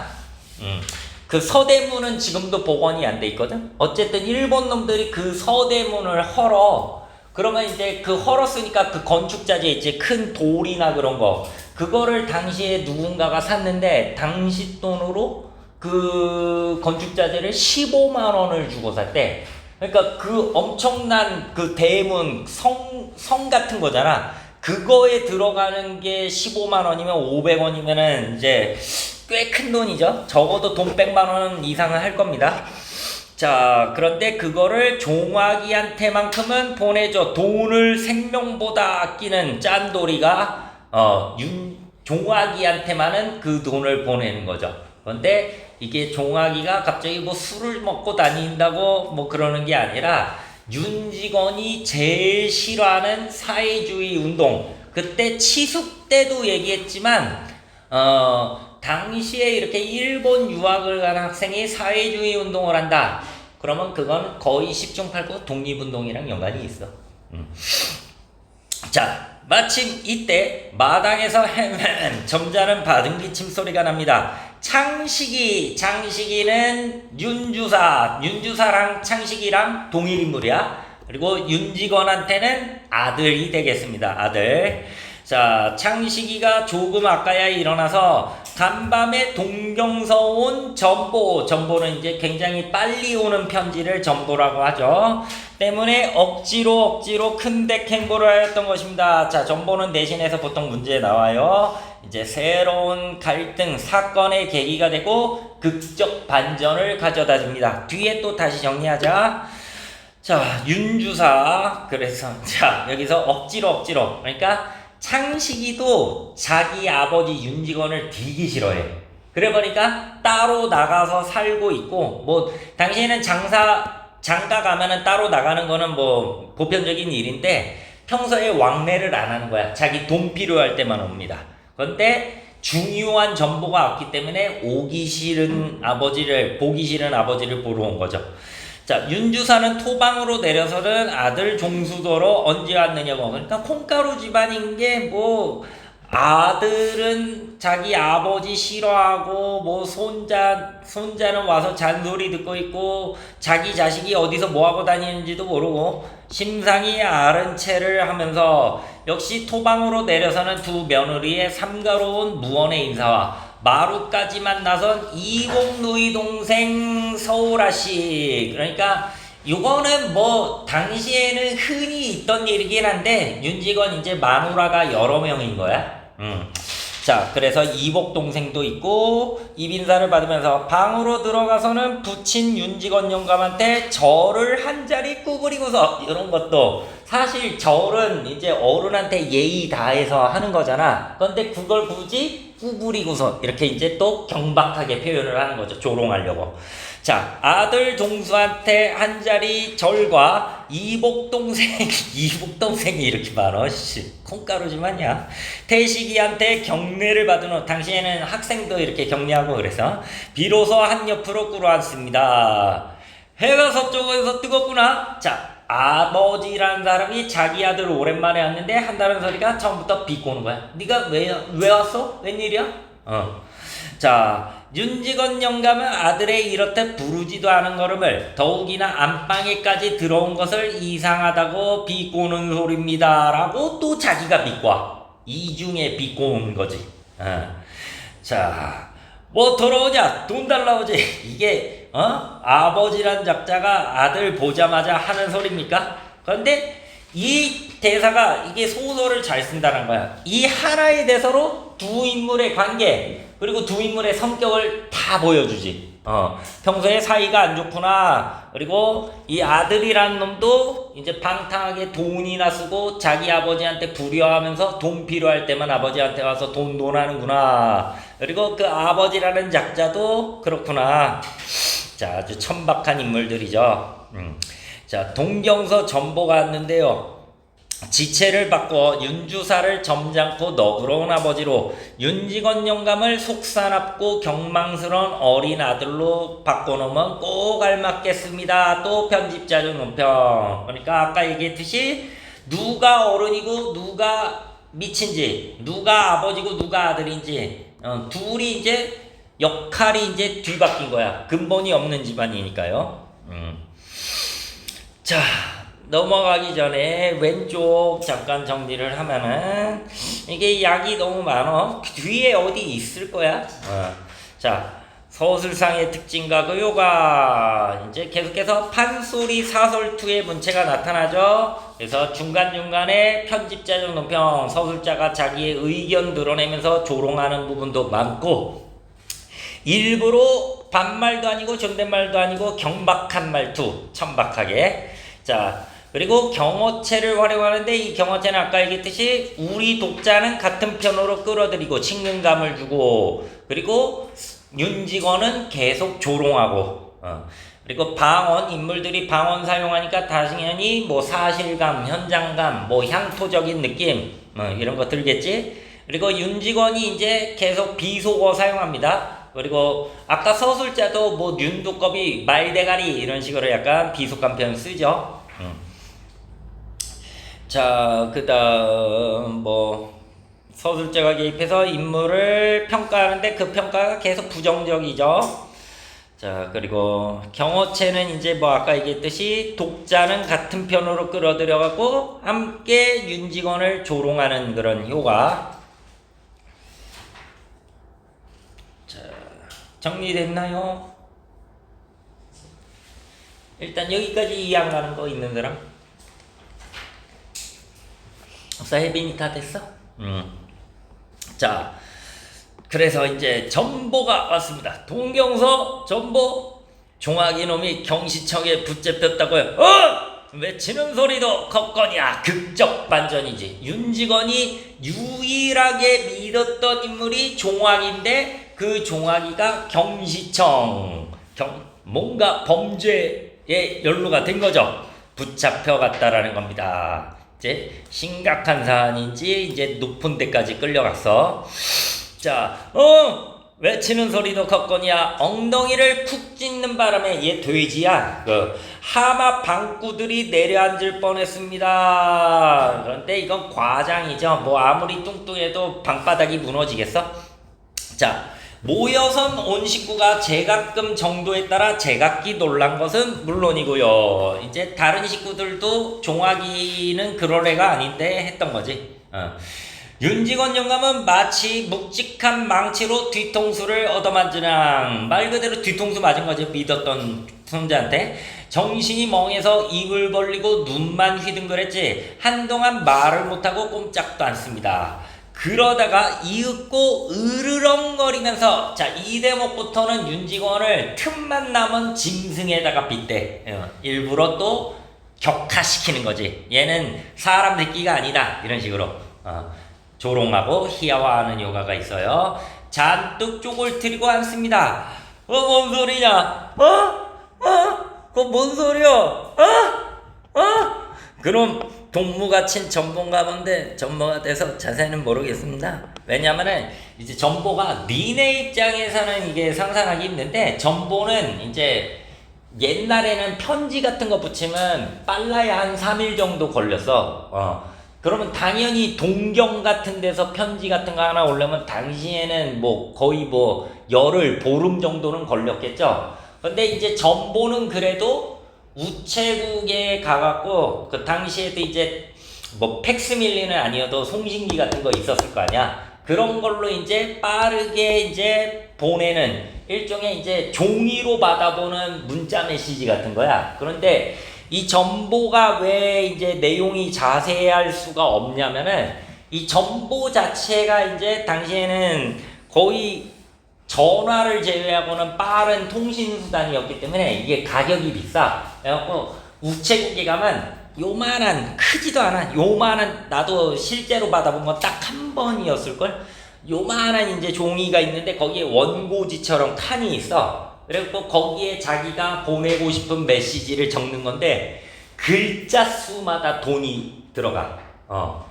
그래 버리니까 사람들이 그 글자 수마다 돈 들어가는 게 아까우니까 최대한 용건만 딱 보내버리는 거야. 빨리 받아보라고. 그래갖고 옛날에 이런 식이었어. 뭐 누구 죽으면은 뭐 아버지 뭐 부친 아버지라고도 안 하지. 부친상 급히 연락 요망 뭐 이런 거. 부친상 급히 서울래 뭐 이런 식으로 빨리 서울로 올라오라. 그래 버리니까 말 그대로 용건만 딱 간단히 들어가 있어서 자세히 왜 잡혀갔는지 모르겠다. 윤주사는 조끼 주머니에서 간밤에 그 전보를 꺼내어 부친한테 올립니다. 윤직원 영감은 채듯 전보를 받아 쓱 들여다보더니 커다랗게 읽는데 지가 읽는 게 아니야. 물론 원문은 일문이니까 몰라보고 윤주산의 서사 민서방이 번역한 그대로지요. 이게 참 한심한 느낀 게 친일파잖아. 악덕 친일파. 근데 일본어를 모르는 거야. 그러니까 무식한 놈이지. 공부할 생각도 없고. 자, 종합 사상관계로 경시청의 픽업. 이게 딱 전보 내용 딱 이만큼 들어가 있는 거지. 이라니 이게 무슨 소리다야. 종학이가 사상관계로 경시청에 붙잡혔다는 뜻입니다. 놀리는 거야 뭐야. 자, 사상관계라니 그놈이 사회주의에 참여를 아까보다 더 크게 외치면서 이번에 더 크게 놀라. 왜? 얘는 손자가 감옥 가게 된 게 더 중요한 게 아니라 그 손자가 자기가 제일 싫어하는 사회주의를 했다라는 게 더 놀라운 겁니다. 자, 넘어가기 전에 전보의 역할 내신에서는 얘만 갖고도 한 문제 만들어. 일단 뭐 누가 보냈는지 필요 없고. 자, 종학이 사회주의 운동을 하다가 피검되었다는 팩트를 전달하는 역할. 그 다음에 작품 내적으로 봤을 때는 사건의 반전, 유일하게 믿었던 인물인데 그게 이제 배신으로 돌아오는 거죠. 그리고 윤직원 집안의 몰락, 미래를 암시하고 사상범으로 전면에 등장시키기 곤란한 종학을 간접적으로 제시한다. 이건 뭔 얘기냐면 이게 일제강점기잖아. 당연히 우리나라 소설을 일제가 검열을 했겠죠. 그런데 일제강점기 때는 일본 놈들은 지네 나라 내부에서도 사회주의는 불법이었어. 이상한 놈들이죠. 우리나라도 사회주의를 좀 뭐랄까 터부시하긴 하지만 사상을 갖는 것 자체를 불법으로 하지는 않잖아. 근데 일본은 그걸 왜 불법으로 할 수밖에 없느냐. 일본은 제국주의 국가잖아. 제국주의와 사회주의는 대척점에 있을 수밖에 없어. 왜? 사회주의는 표면상 어쨌든 이론상으로는 평등을 주장하잖아. 그래 보니까 국가끼리도 평등해야 되는 거야. 반면에 제국주의의 핵심은 뭐야? 힘 있는 나라가 힘 없는 나라 뺏어서 식민지로 삼는 거잖아. 그러고 보니까 일본 놈들 입장에선 자기네 제국의 어떻게 보면 근본을 뒤흔드는 사상이니까 일본 내에서도 그거를 금지시켰고 그 지점을 우리나라 지식인들도 너무나 잘 알고 있기 때문에 독립운동을 할 때 이 사회주의 사상을 많이 활용을 했던 거야. 그러니까 이런 거는 이제 니네가 교육을 위해 뭐랄까 사회 분위기와 관계없이 배워야 되는 건데 우리나라 독립운동가의 그 한 7, 80%는 사회주의를 했거나 혹은 사회주의 이론을 알고 있었다고 보면 돼. 사회주의 이론은 다 알고 있었지. 그리고 대부분이 이제 사회주의자였다. 혹은 또 반대로 얘기하면 당시에 사회주의 운동을 했던 사람들의 또 대부분이 독립운동을 했다. 그래 보니까 윤직원 입장에서는 당연히 이 손자가 미울 수밖에 없지. 왜? 자기는 친일파인데 그 대척점에서 독립운동을 해. 자기는 나만 잘 먹고 잘 살아야 되는데 얘는 경제적인 어떤 평등 같은 걸 얘기를 해. 그러니까 제일 싫을 수밖에 없는 거지. 자, 그래서 아이러니 세 번째, 유일하게 믿었는데 믿는 도끼에 발등 찍힌 거죠. 자, 여기까지 정리됐나요? 자, 그래서 하마터면 뒤집어질 뻔합니다. 자, 그 다음에 서술상의 특징은 계속 나왔던 거라 이건 굳이 필기하지는 않아도 돼요. 말로만 다시 한번 확인해 봅시다. 자, 반어적인 의도의 표현. 실제로 반어법을 사용하기도 하지만 이거는 어떻게 보면 일종의 억양법이기도 해. 억양법은 뭐냐면은 시켜 세우는 척하다가 까거나 까는 척하다가 칭찬하는 걸 억양법이라고 그래. 그래서 표현상으로는 윤직원이 주동인물이니까 아까 일부러 고급 어휘 쓰면서 막 얘가 진짜 뭐 기품이 있는 사람, 높은 사람인 것처럼 얘기하지만 그게 다 사실은 조롱이고 뻥이었던 거잖아. 자, 그 다음에 빈번하게 편집적인 논평 해갖고 서술자가 윤직원을 계속 평가해. 그런데 그 평가가 굉장히 부정적이죠. 그리고 이제 인물들이 방언과 비속어를 사용한다. 사실 이거는 서술상의 특징에서는 잘 안 드러나죠. 물론 서술자가 몇몇 구절에서 비속어를 사용하긴 하는데 얘는 오히려 인물들이 대사로 많이 보여주지. 자, 아무튼 윤직원을 풍자하고 그 풍자의 효과를 극대화하기 위해서 이런 서술상의 특징을 가져온다는 겁니다. 자, 계속해서 윤직원 영감은 먼저에는 망치로 뒤통수를 얻어맞은 것 같이 멍했지만 이번에는 앉아있는 땅이 지하면 땅이 꺼진다는 거예요. 싱크홀처럼 가라앉는 거. 역시 과장이죠. 수천 길 밑으로 꺼져내리는 듯 정신이 아찔했습니다. 아까도 얘기했지만 자기 손자가 잡혀가서 걱정이 되고 놀란 게 아니라 사회주의를 했기 때문에 내가 제일 싫어하는 사회주의를 가미해 이것 때문에 놀란 거야. 알겠나요? 자, 그러나 그것은 결탄코 자기가 믿고 사랑하고 하는 종아기의 신상을 걱정해서가 아닙니다. 윤직원 영감은 시방 욕이 아닙니다. 옛날에는 이게 전라도 사투리였는데 하도 많이 쓰니까 이제는 표준어가 됐어.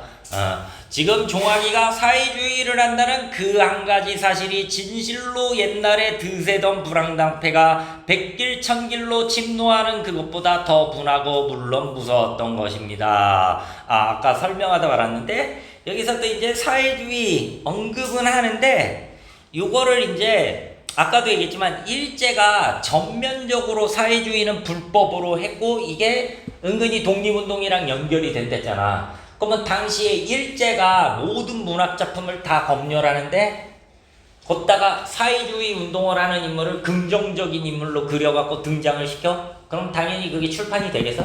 안 되겠죠. 당연히 검열에서부터 걸리겠지. 그래 보니까 채만식 선생이 일부러 이런 의외적인 방식, 등장은 안 시키는 방식을 택한 거야.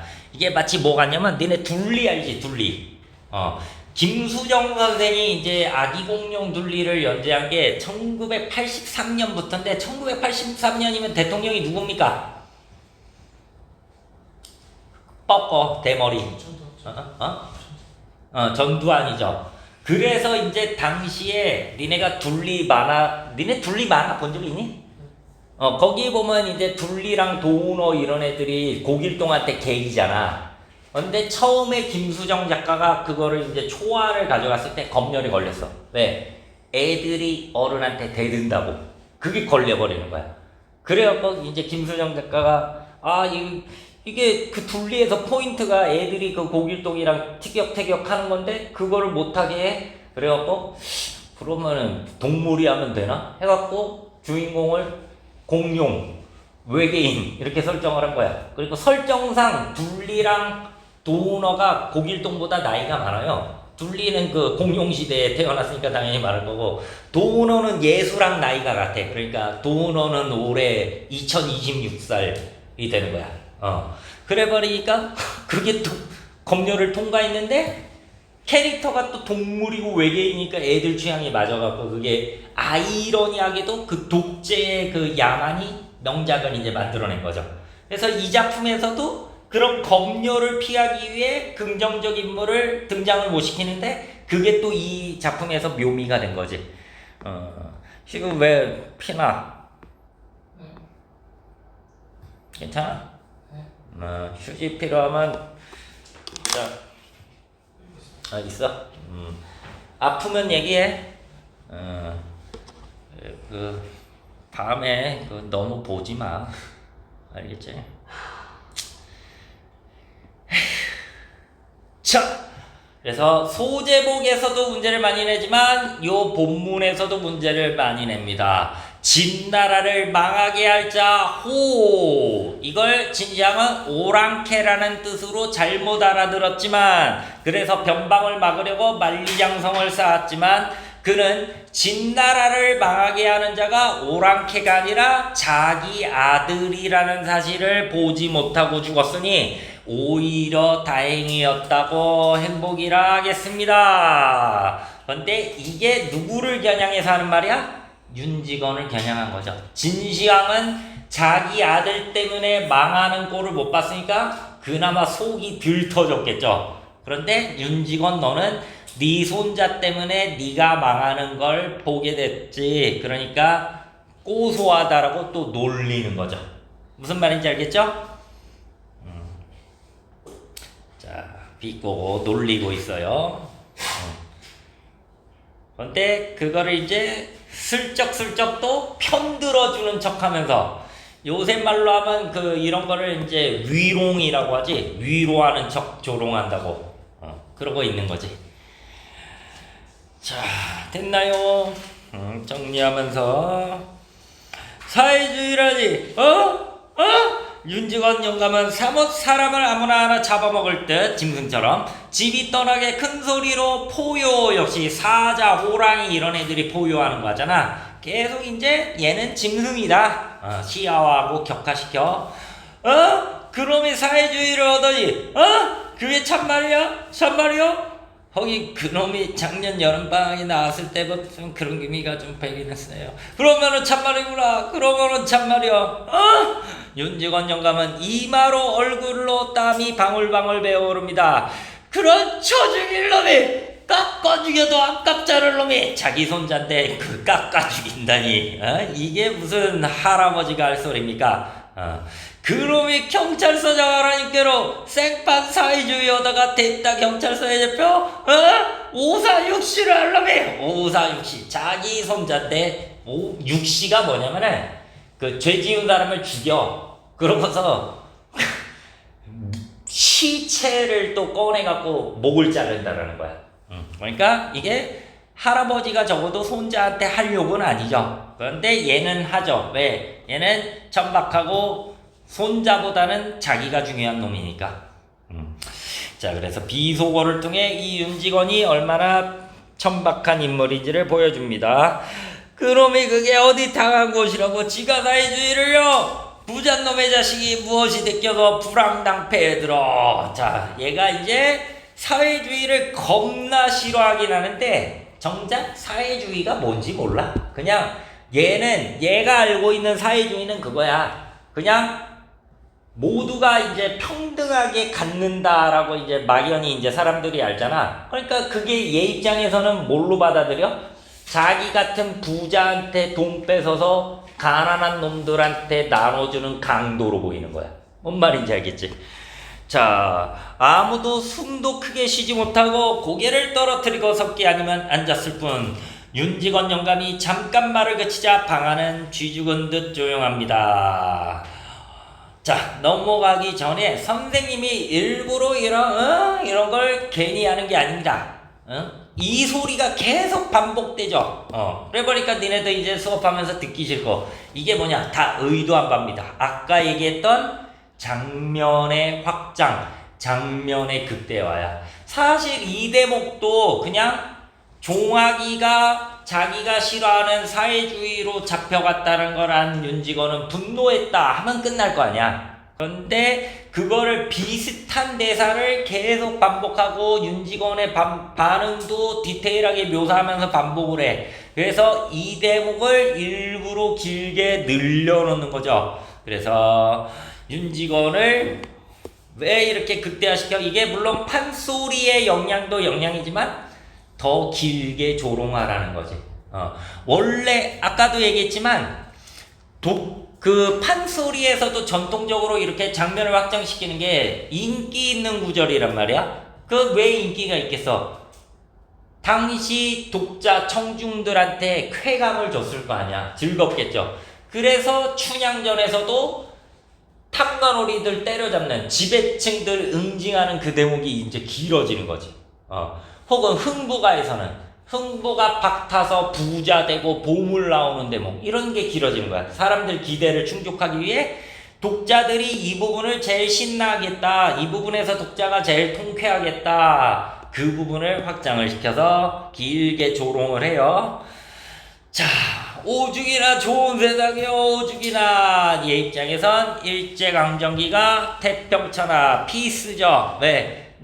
자기가 예전에 뭐라고 그랬어? 나만 빼고 다 망했으면 좋겠다고 하잖아. 나만 잘 살고 자기 같은 친일파만 잘 되는 게 태평천하니까, 자기 입장에서. 또 이런 애들 특징이 뭐야? 나만 잘 되는 게 또 끝나는 게 아니라 또 남들이 안 돼야 돼요. 남들도 잘 되는 거 못 봅니다, 얘네는. 자, 정리됐나요? 넘어가도 되니? 자, 윤직원 영감은 팔을 부르거든 주먹으로 방바닥을 땅 치면서 성난왕소가 영각을 하듯 고함을 지릅니다. 역시 계속 짐승에 빗대고 있죠.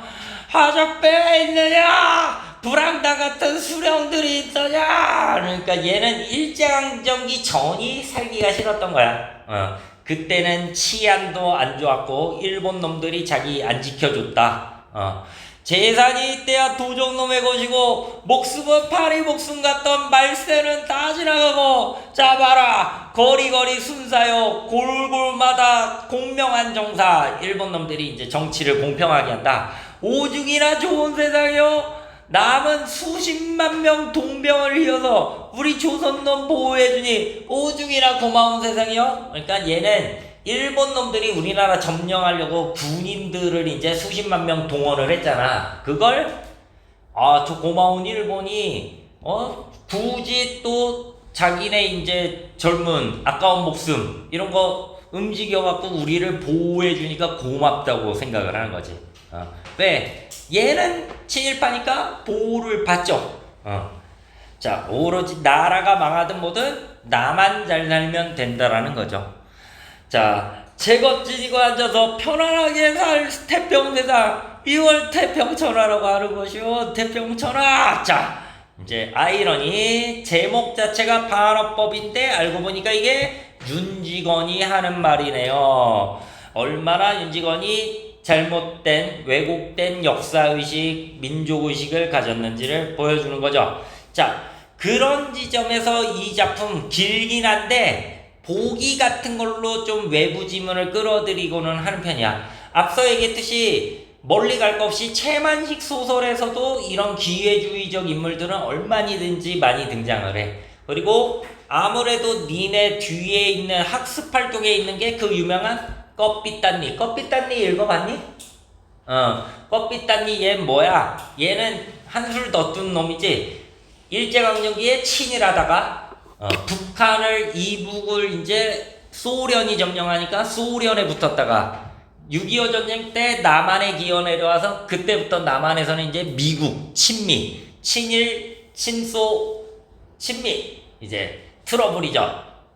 기블리, 삼관왕 그런 어떤 박쥐 같은 인물들이랑 이 윤직원을 비교하는 문제가 많이 나옵니다. 자, 해서 태평천하다.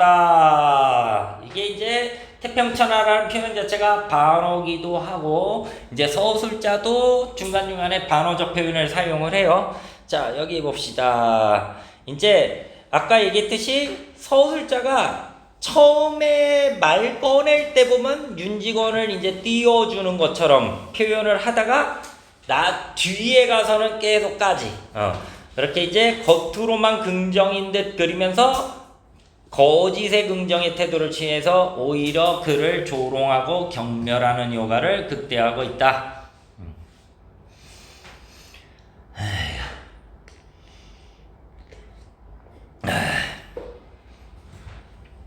자, 계속해서 자, 그래서 왜 부잣집 자식이 평등 같은 걸 얘기하고 세상을 망쳐놓을 강도짓을 하느냐.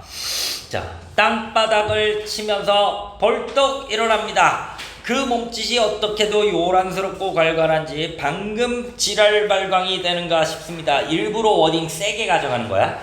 그 아닌 게 아니라 모여선 가곤들, 그러니까 가족, 식구들, 친척들은 강바닥 치는 소리에도 놀랐지만 이 영감이 혹시 지금 실성, 미치지는 않았나 하는 의구의 빛을 눈에 나타냄을 가리지 못합니다. 일부러 여기서는 그 어른한테 쓰면 안 되는 스탠 워딩을 직접적으로 사용을 해서 역시 풍자, 조롱, 희화화하는 거야.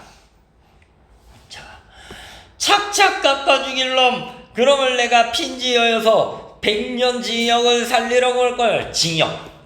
그러니까 할아버지라는 작자가 일본의 편지에서 내 손자는 죄인이니까 100년 동안 감옥에서 썩혀라.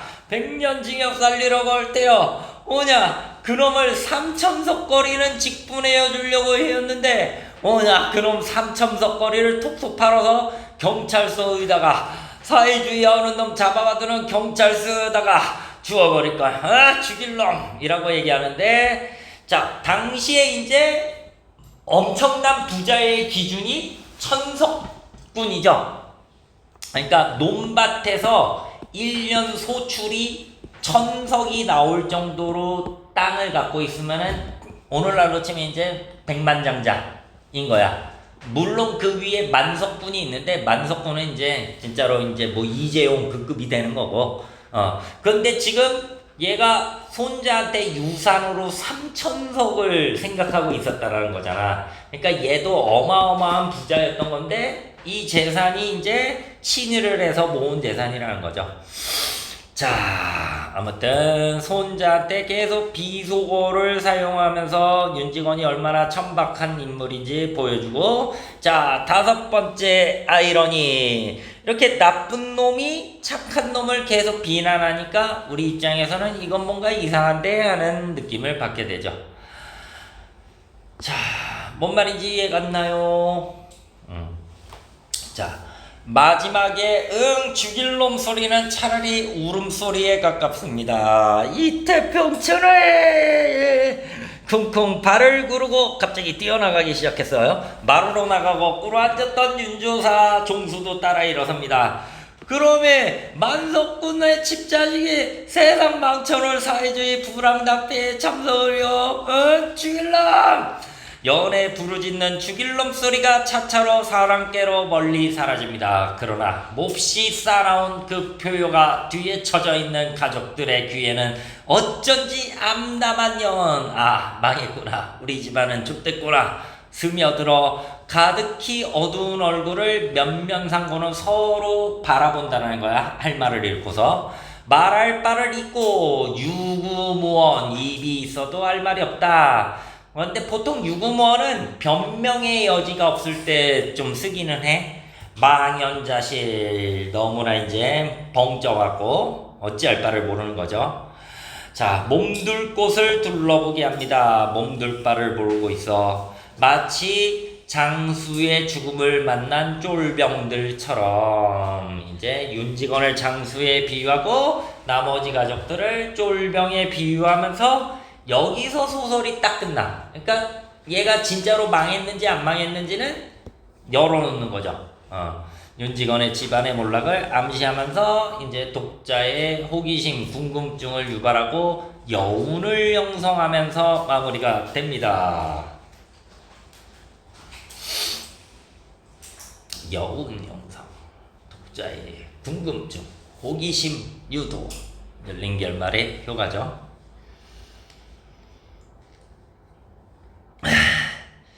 자, 일단 여기까지 이해한 거거나 물어볼 거 있는 사람?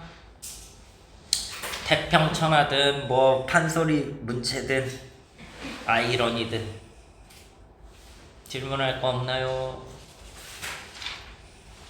좋아. 지우처럼 저렇게 찾아봐야지. 시우지? 자, 넘어갑시다.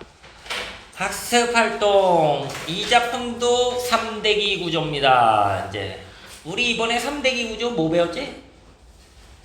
니네는 주몽 안 했고. 니네랑 3대기 구조인 거 뭐 했더라 내가? 최척전도 아니고. 자, 우리나라 이제 이런 서사 갈래를 보면 3대기 구조가 많아. 일단 단군 신화부터가 3대기 구조죠. 환인, 환웅, 단군. 그리고 주몽 신화도 해모수, 주몽, 유리왕 이런 식으로 우리나라는 3대기 구조를 취하는 경우가 많고, 그래서 이 작품을 염상섭 선생의 3대랑 비교하는 경우도 간혹 있어. 자, 그러면 우리나라는 왜 이렇게 3대기 구조를 취하는 경우가 많으냐? 일단 아주 이유는 단순한 이유가 하나 있지. 우리나라는 전통적으로 3이라는 숫자를 좋아합니다.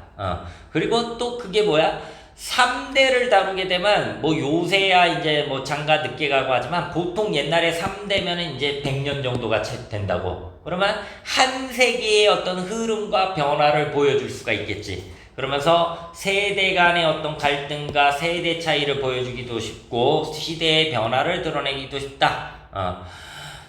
그래서 이제 염상섭 선생의 그 3대 같은 경우에는 그 종아기에 해당하는 이 손자가 이제 주인공으로 나오는데, 그 작품은 이제 금수저를 물고 태어난 애가 그 책상 도령이야. 그러니까 현실을 모르고 이제 그냥 부잣집에서 걱정 없이 살다가 나중에 가서야 철이 들어서야 일제히에 우리 조선이 얼마나 수탈을 당하고 고통받고 있는지를 뒤늦게 깨달아. 그래서 여기 나오는 뭐 종아기처럼 맨 마지막에는 이제 얘가 사회주의 운동을 하겠구나 암시하면서 끝나는 작품이 있어. 자, 그 다음에 2-2. 그러면 작가가 왜 이런 나쁜 놈을 형상화했을까? 당연히 민족의 역사적 현실에 관해 무관심하고 개인의 안락만 추구하는 이런 기회주의적 인물, 쉽게 말해 친일파를 비판하기 위해서지. 자, 그 다음에 전보의 내용을 바탕으로 망진자는 호얀이라가 무슨 뜻인지를 말해보자. 윤직원의 집안에 몰락을 가져온 인물, 망하게 할 사람은 바로 윤직원이 유일하게 믿는 종아기 때문일 거를 암시하는 거지.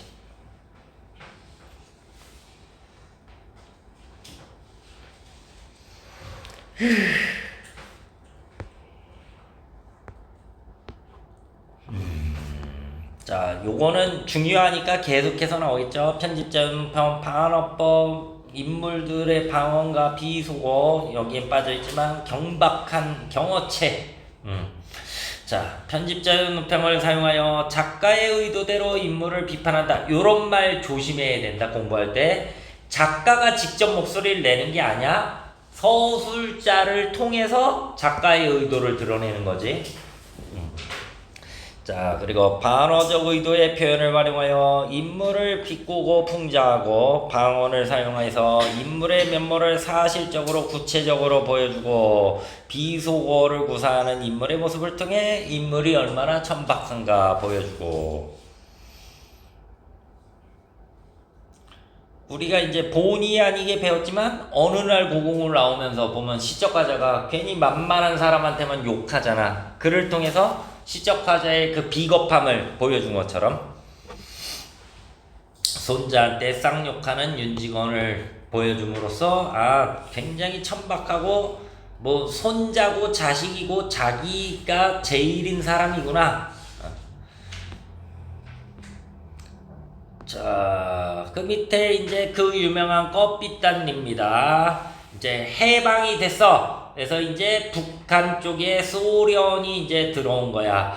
아마 소련군이 들어오나 봐요. 모두들 야단법석이에요. 스물떡이며 이야기하는 해숙이 딸 말해 이인국 박사. 얘 아까 얘기했듯이 일제강점기엔 친일하다가 이제 러시아 소련이 점령하니까 소련에 붙었다가 6.25 전쟁 터지니까 남한으로 피난와갖고 친미로 이제 변모하는 완전히 이제 박쥐 같은 놈이죠. 자, 그래서 이제 이러한 기회주의적 인물의 전형이라는 점에서 공통점이 있는데 윤직원이랑 이인국의 가장 큰 차이는 뭐냐?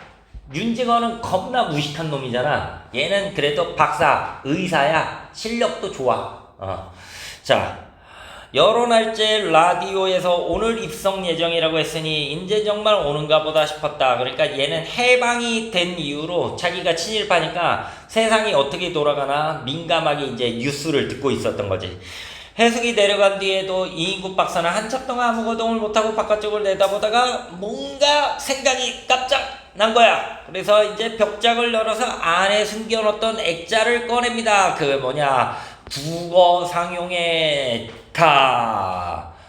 얘들아, 일제강점기 때 국어는 당연히 뭐야? 일본어입니다. 일본어. 그러면 당연히 니네가 상상해도 친일파 놈들은 아까 윤직원은 워낙 무식한 새끼니까 일본말을 못했지만 이런 지식인 중에 친일파가 있었으면 당연히 일본말 했겠지. 근데 얘는 한술 더 떠서 집에서 가족들이랑 있을 때도 일본어를 사용하는 거야.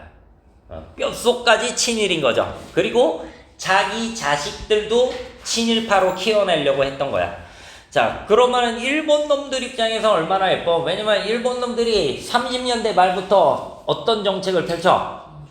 민족 말살 정책, 조선 민족 자체의 정체성을 완전히 씨를 말리겠다. 그러면서 자기네가 주장했던 게 내선일체론이죠. 내선일체론이 뭐야?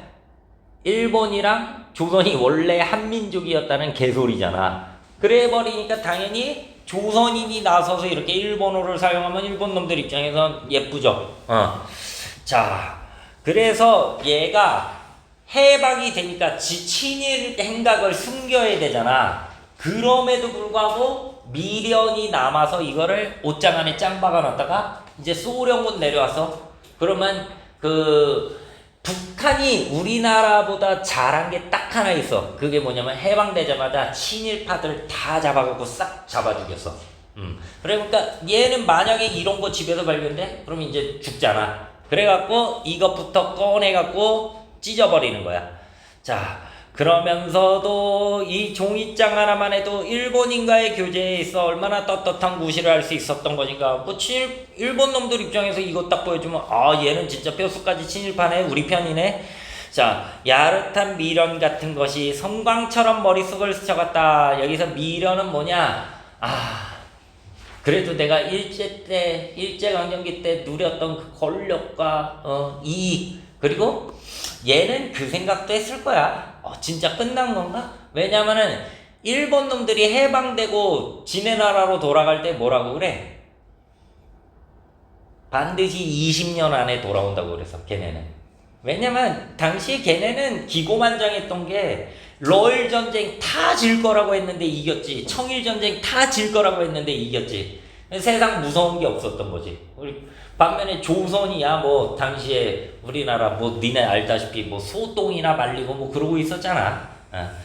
그리고 놀라운 건 걔네는 아직도 포기 안 했어. 아직도 우리나라 다시 점령하려고 그래. 자, 아무튼 그래서 미련이 남지만 이거 괜히 보관했다가 걸리면 죽는 거니까 환자도 일본만 모르는 축은 거의 오는 일이 없었지만 대외관계는 물론 집안에서도 일체 일본말만 썼다. 해방 뒤 부득이 써오는 제 나라 말이 오히려 의사표현에 왜냐면 가족들이랑 있을 때도 몇 년 동안 일본말만 썼으니까 오히려 조선말을 까먹은 거야. 마누라의 솔선수범하는 내조도 있었지만 애들까지도 곧잘 지켜주었기에 이 종이장을 타고 다니던가 그것을 탄 날은 온 집안이 무슨 큰 경사를 한 것처럼 기뻐들 했었다. 자, 오랜만에 나왔네요. 인물 시점 소설. 뭐 주원이는 모를 거고 서원아 인물 시점 소설 뭐였죠? 초점화자. 그렇죠. 초점화자. 그러니까 3인칭 소설에서 일부러 특정 인물을 초점화자로 내세워. 그래서 여기서는 2인국이지. 마치 2인국이 1인칭 시점에서 말하는 것처럼 우리한테 이야기를 전달하는 거야. 그러면 당연히 2인국의 내면 심리가 부각될 수 있겠죠. 다만 1인칭 시점과 차이는 뭐야? 나라는 호칭이 절대 안 나오죠. 자, 이인국은 그때나 지금이나 자기의 처세 방법에 대해 절대적인 자신을 갖고 있었다. 자, 중략된 부분에서 이제 어떻게 되냐면 결국 잡혀. 그래갖고 이제 고발당해갖고 잡히거든. 그래서 이제 당연히 사형을 당해야 되는데 이놈이 이제 운이 좋았던 게 소련군 장교 중에 그 종양이 딱 있는 애가 있었어. 그 김일성이처럼. 그래갖고 당신 그거 아프지 않냐? 내가 그거 고칠 수 있다. 자신한다. 해서 목숨을 건 수술을 해서 그걸 성공을 시켜. 그래서 이제 그 소련군 장교의 이제 그 신임을 받게 되고 그때 붙은 별명이 껍비단이야. 껍비단은 이제 캡틴의 러시아 발음이 껍비단이야.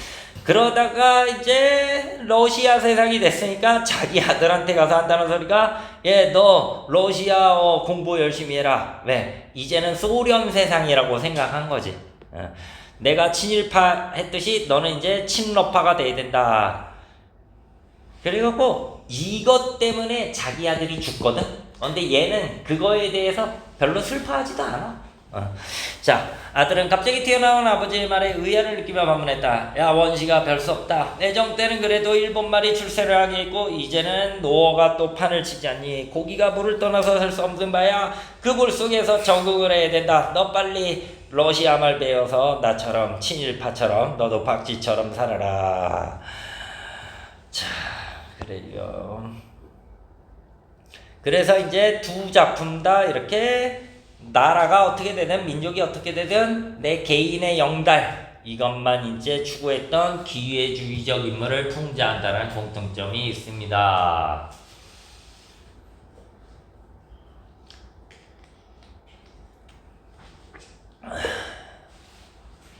자, 여기까지 질문할 거 있는 사람?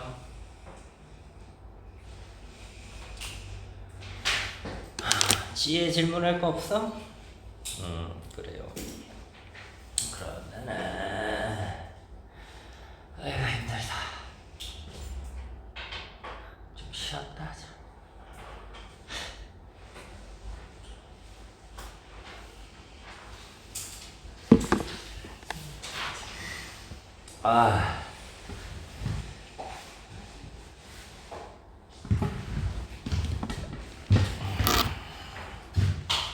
야구 뭐냐 또? 야구가? 아저씨 안 했습니다. 수업 시간에 패드 좀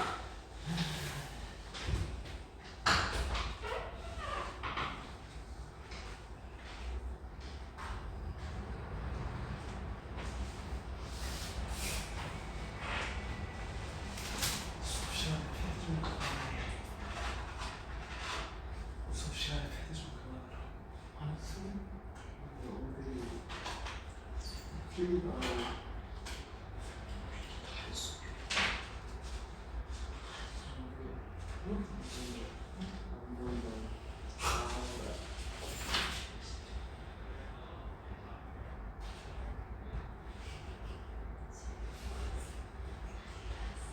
개진카. 벌써 나한테 처음에 누구? 누구? 누구? 네가 있고.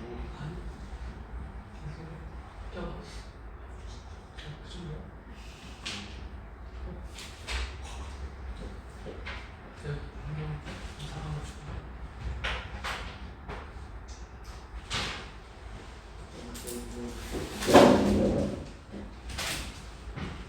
진짜 원숭이가 잘하는 게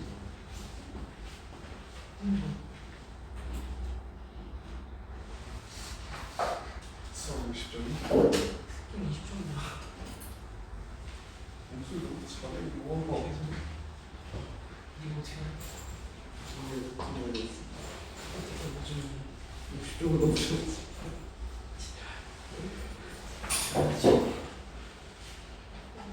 이분들도 이렇게 잘하는 편이었어. 이거는 걔 원래 잘하는 거 생각이 안 나. 아니지. 걔 누군지 알았어. 이거는 누군데? 저런 걸 좋아하지. 되게 잘하시는 거다. 근데 계속 상대는 그렇게 있었던 것 같아. 수학 잘하시네.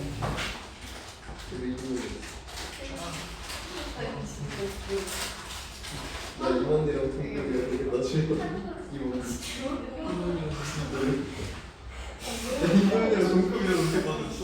내가 진짜 상황을 보냈어. 이건 무슨 수학 1등급이야. 이건 좀 아니지. 이건 좀 닥쳐봐. 동급은 맞춰도 근데 이거 내가 진짜 너무 웃기게 생겼어. 너무 재밌는데. 혜민? 그래서 쌤이 뭐라고 했는데? 그래서 되게 결혼했어. 좀 수학 교육인데 수학 교육 잘하는데 맨날 해. 맨날 해서 50점이냐고. 어. 야구 시간 수학 너무 어제도 했어. 어제 어디 했는지. 라이브.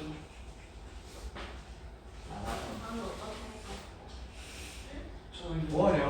오늘 근육 잘하면서 뭐해? 진짜 그래. 너처럼 살짝 가득하게. 나랑 같이. 살짝. 여기 싫어.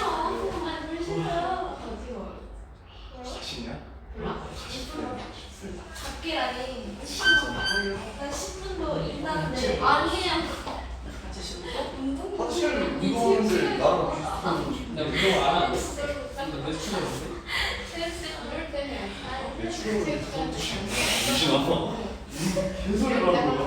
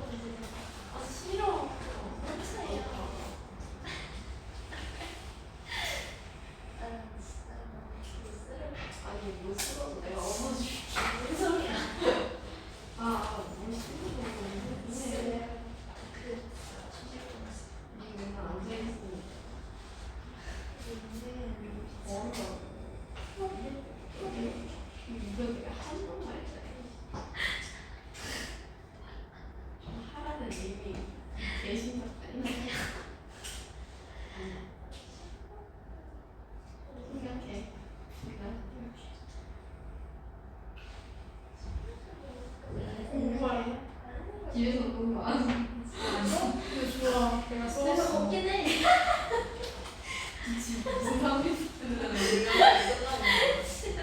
끝났어? 그거 몰라. 학교보다 넓을까? 바로 몇 살이든. 그 키스 있잖아. 피스? 궁전 있어. 피스? 어. 네. 그거 물량 세일. 이제 딸이랑 그렇지. 120ml.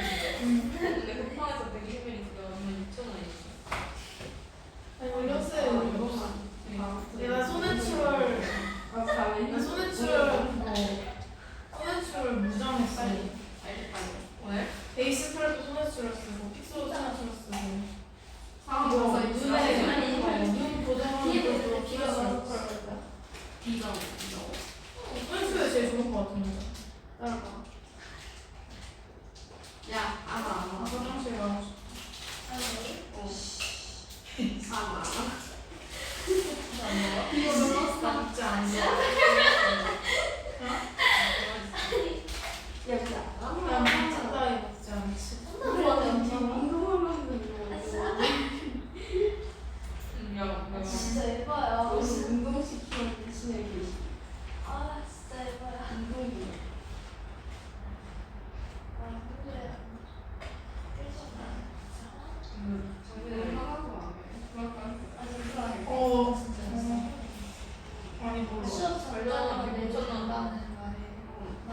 너무 잘했어. 잘했어.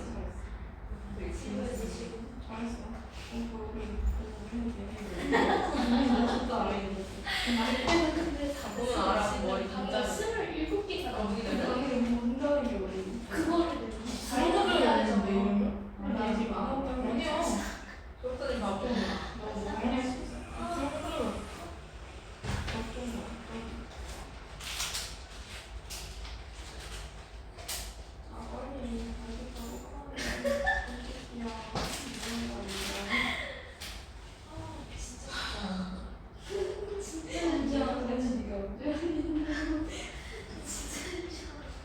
야, 우리 반 평균 70점이네.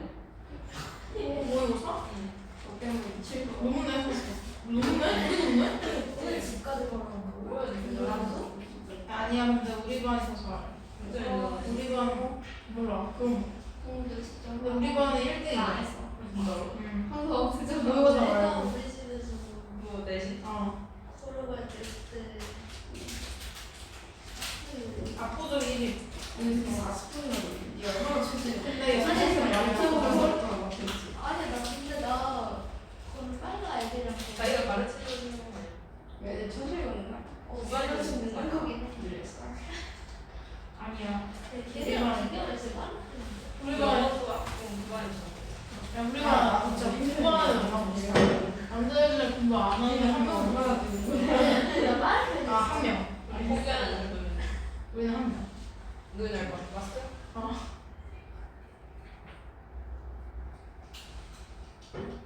우리 지금 2학년인가? 아니 어제 이겼어. 우리? 진짜? 강민호 혼났지. 진짜? 야, 광주 28점. 안 졌네. 응? 별로. 야, 나 33%에서 타는 줄 알았잖아. 나는 너 여기. 괜찮아. 어? 부처는 괜찮지. 뭐야 비교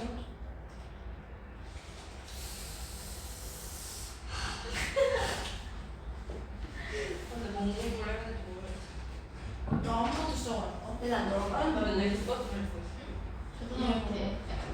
이거 애교는 재밌어. 같이 걸리고 아 너희가 완전 인디스잖아 그러니까 오늘 한번 더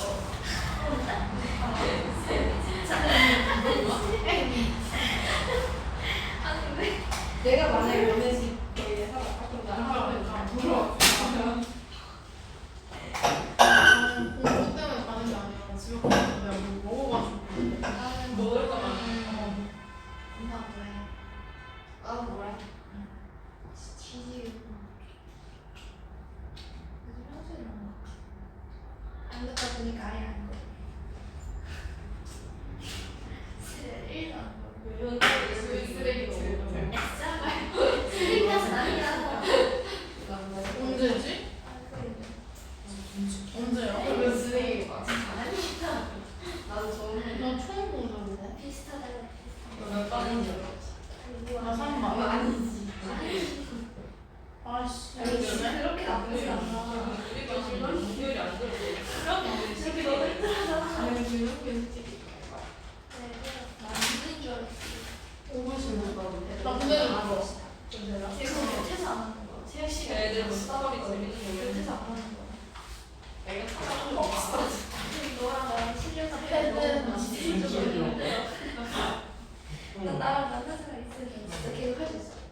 그러면 취지우랑 해. 화장실 센치우면 그러니까 안 치. 약간 어색해. 지금 80 넘었지. 얼마나 나 지금 85 넘었지. 너 그나마 그나마 세영이가 84야? 작년에 86. 못 쓰는데. 근데 아니, 올해 우리 반이 되는데 거의 탑 5 안에 든다. 84. 피지컬이 좀 맞아.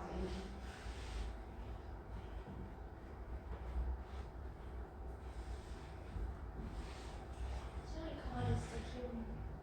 응? 엄청 큰 엄청 커. 귀도 복실복실했어? 응.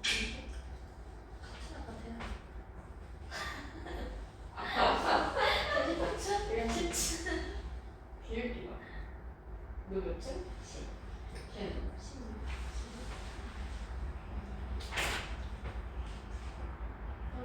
시험에 경쟁이 있잖아. 아무도 엄청 어렸어.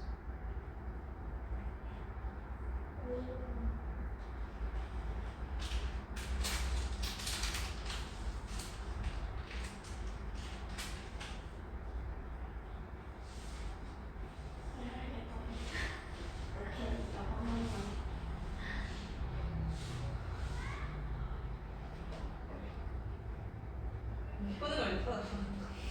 외국도 없어. 내가 소문을 맨날 하잖아. 근데 가을 한번 펴놓지 않네. 그냥 얼마나 돼? 야, 이거 그거야?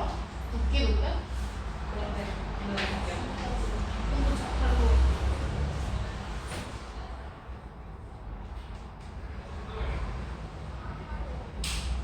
콩고차 이거 콜라게 나와. 근데 강조가 있잖아. 아, 20칼로리? 근데 배만 안 먹으면 살안 쪄. 아니, 먹는 거 줄이면 돼. 난 너무 많이 먹어.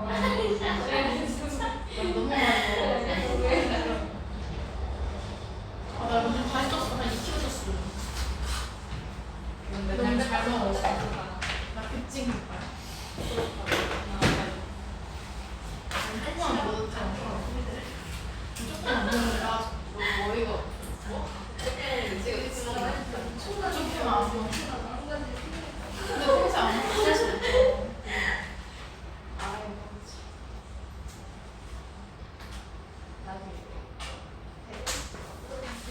너무 쉽지 않은 한번 움직이러 네, 우리 하고. 어딘가? 집에서 갖고 뭐. 내가 이 아무 가요. 그래. 영이 홀리긴 근데 이상형이 자기 시간에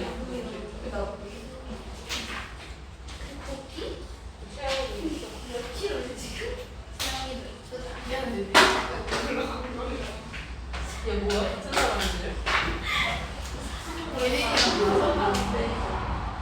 들어가다가 쓰러지지. 영화원 이런 건가? 아무리 올라오고 아, 꿈이 있었지? 바뀌겠어. 오늘 안 나와. 아, 맞네. 아니, 중간에 우리 영어. 이러면 야, 내가 영어. 영상 인터넷에서 보라색 야, 그 문제 35점. 내 걔가 문제 잘못 썼어. 지난 이거 안 갖고 온 놈. 근데 정말 한 40점 넘게 20점 넘게 근데 처음에 그거 다 보면 실제 떨어져서 왜 근데 다 맞는데 짜증나. 나한테 보내는 거 실버라고 되게 귀찮아. 그렇게 못하는 거 아는데 니가 무슨 얘기를 야, 나오시. 이렇게 실수가 얼마나 분리수밖에 안 나왔어. 진짜? 내가 썼었는데? 아니 기억이 있구나. 그래서 수밖에 없어. 누구나 안 보여줘. 아 이거다.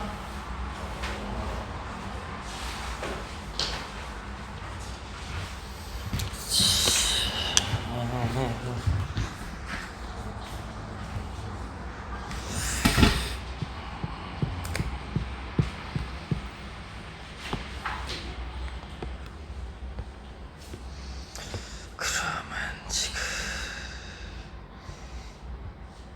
나머지가 이제 교과서에서는 들어갈지 안 들어갈지 애매한 작품들이네.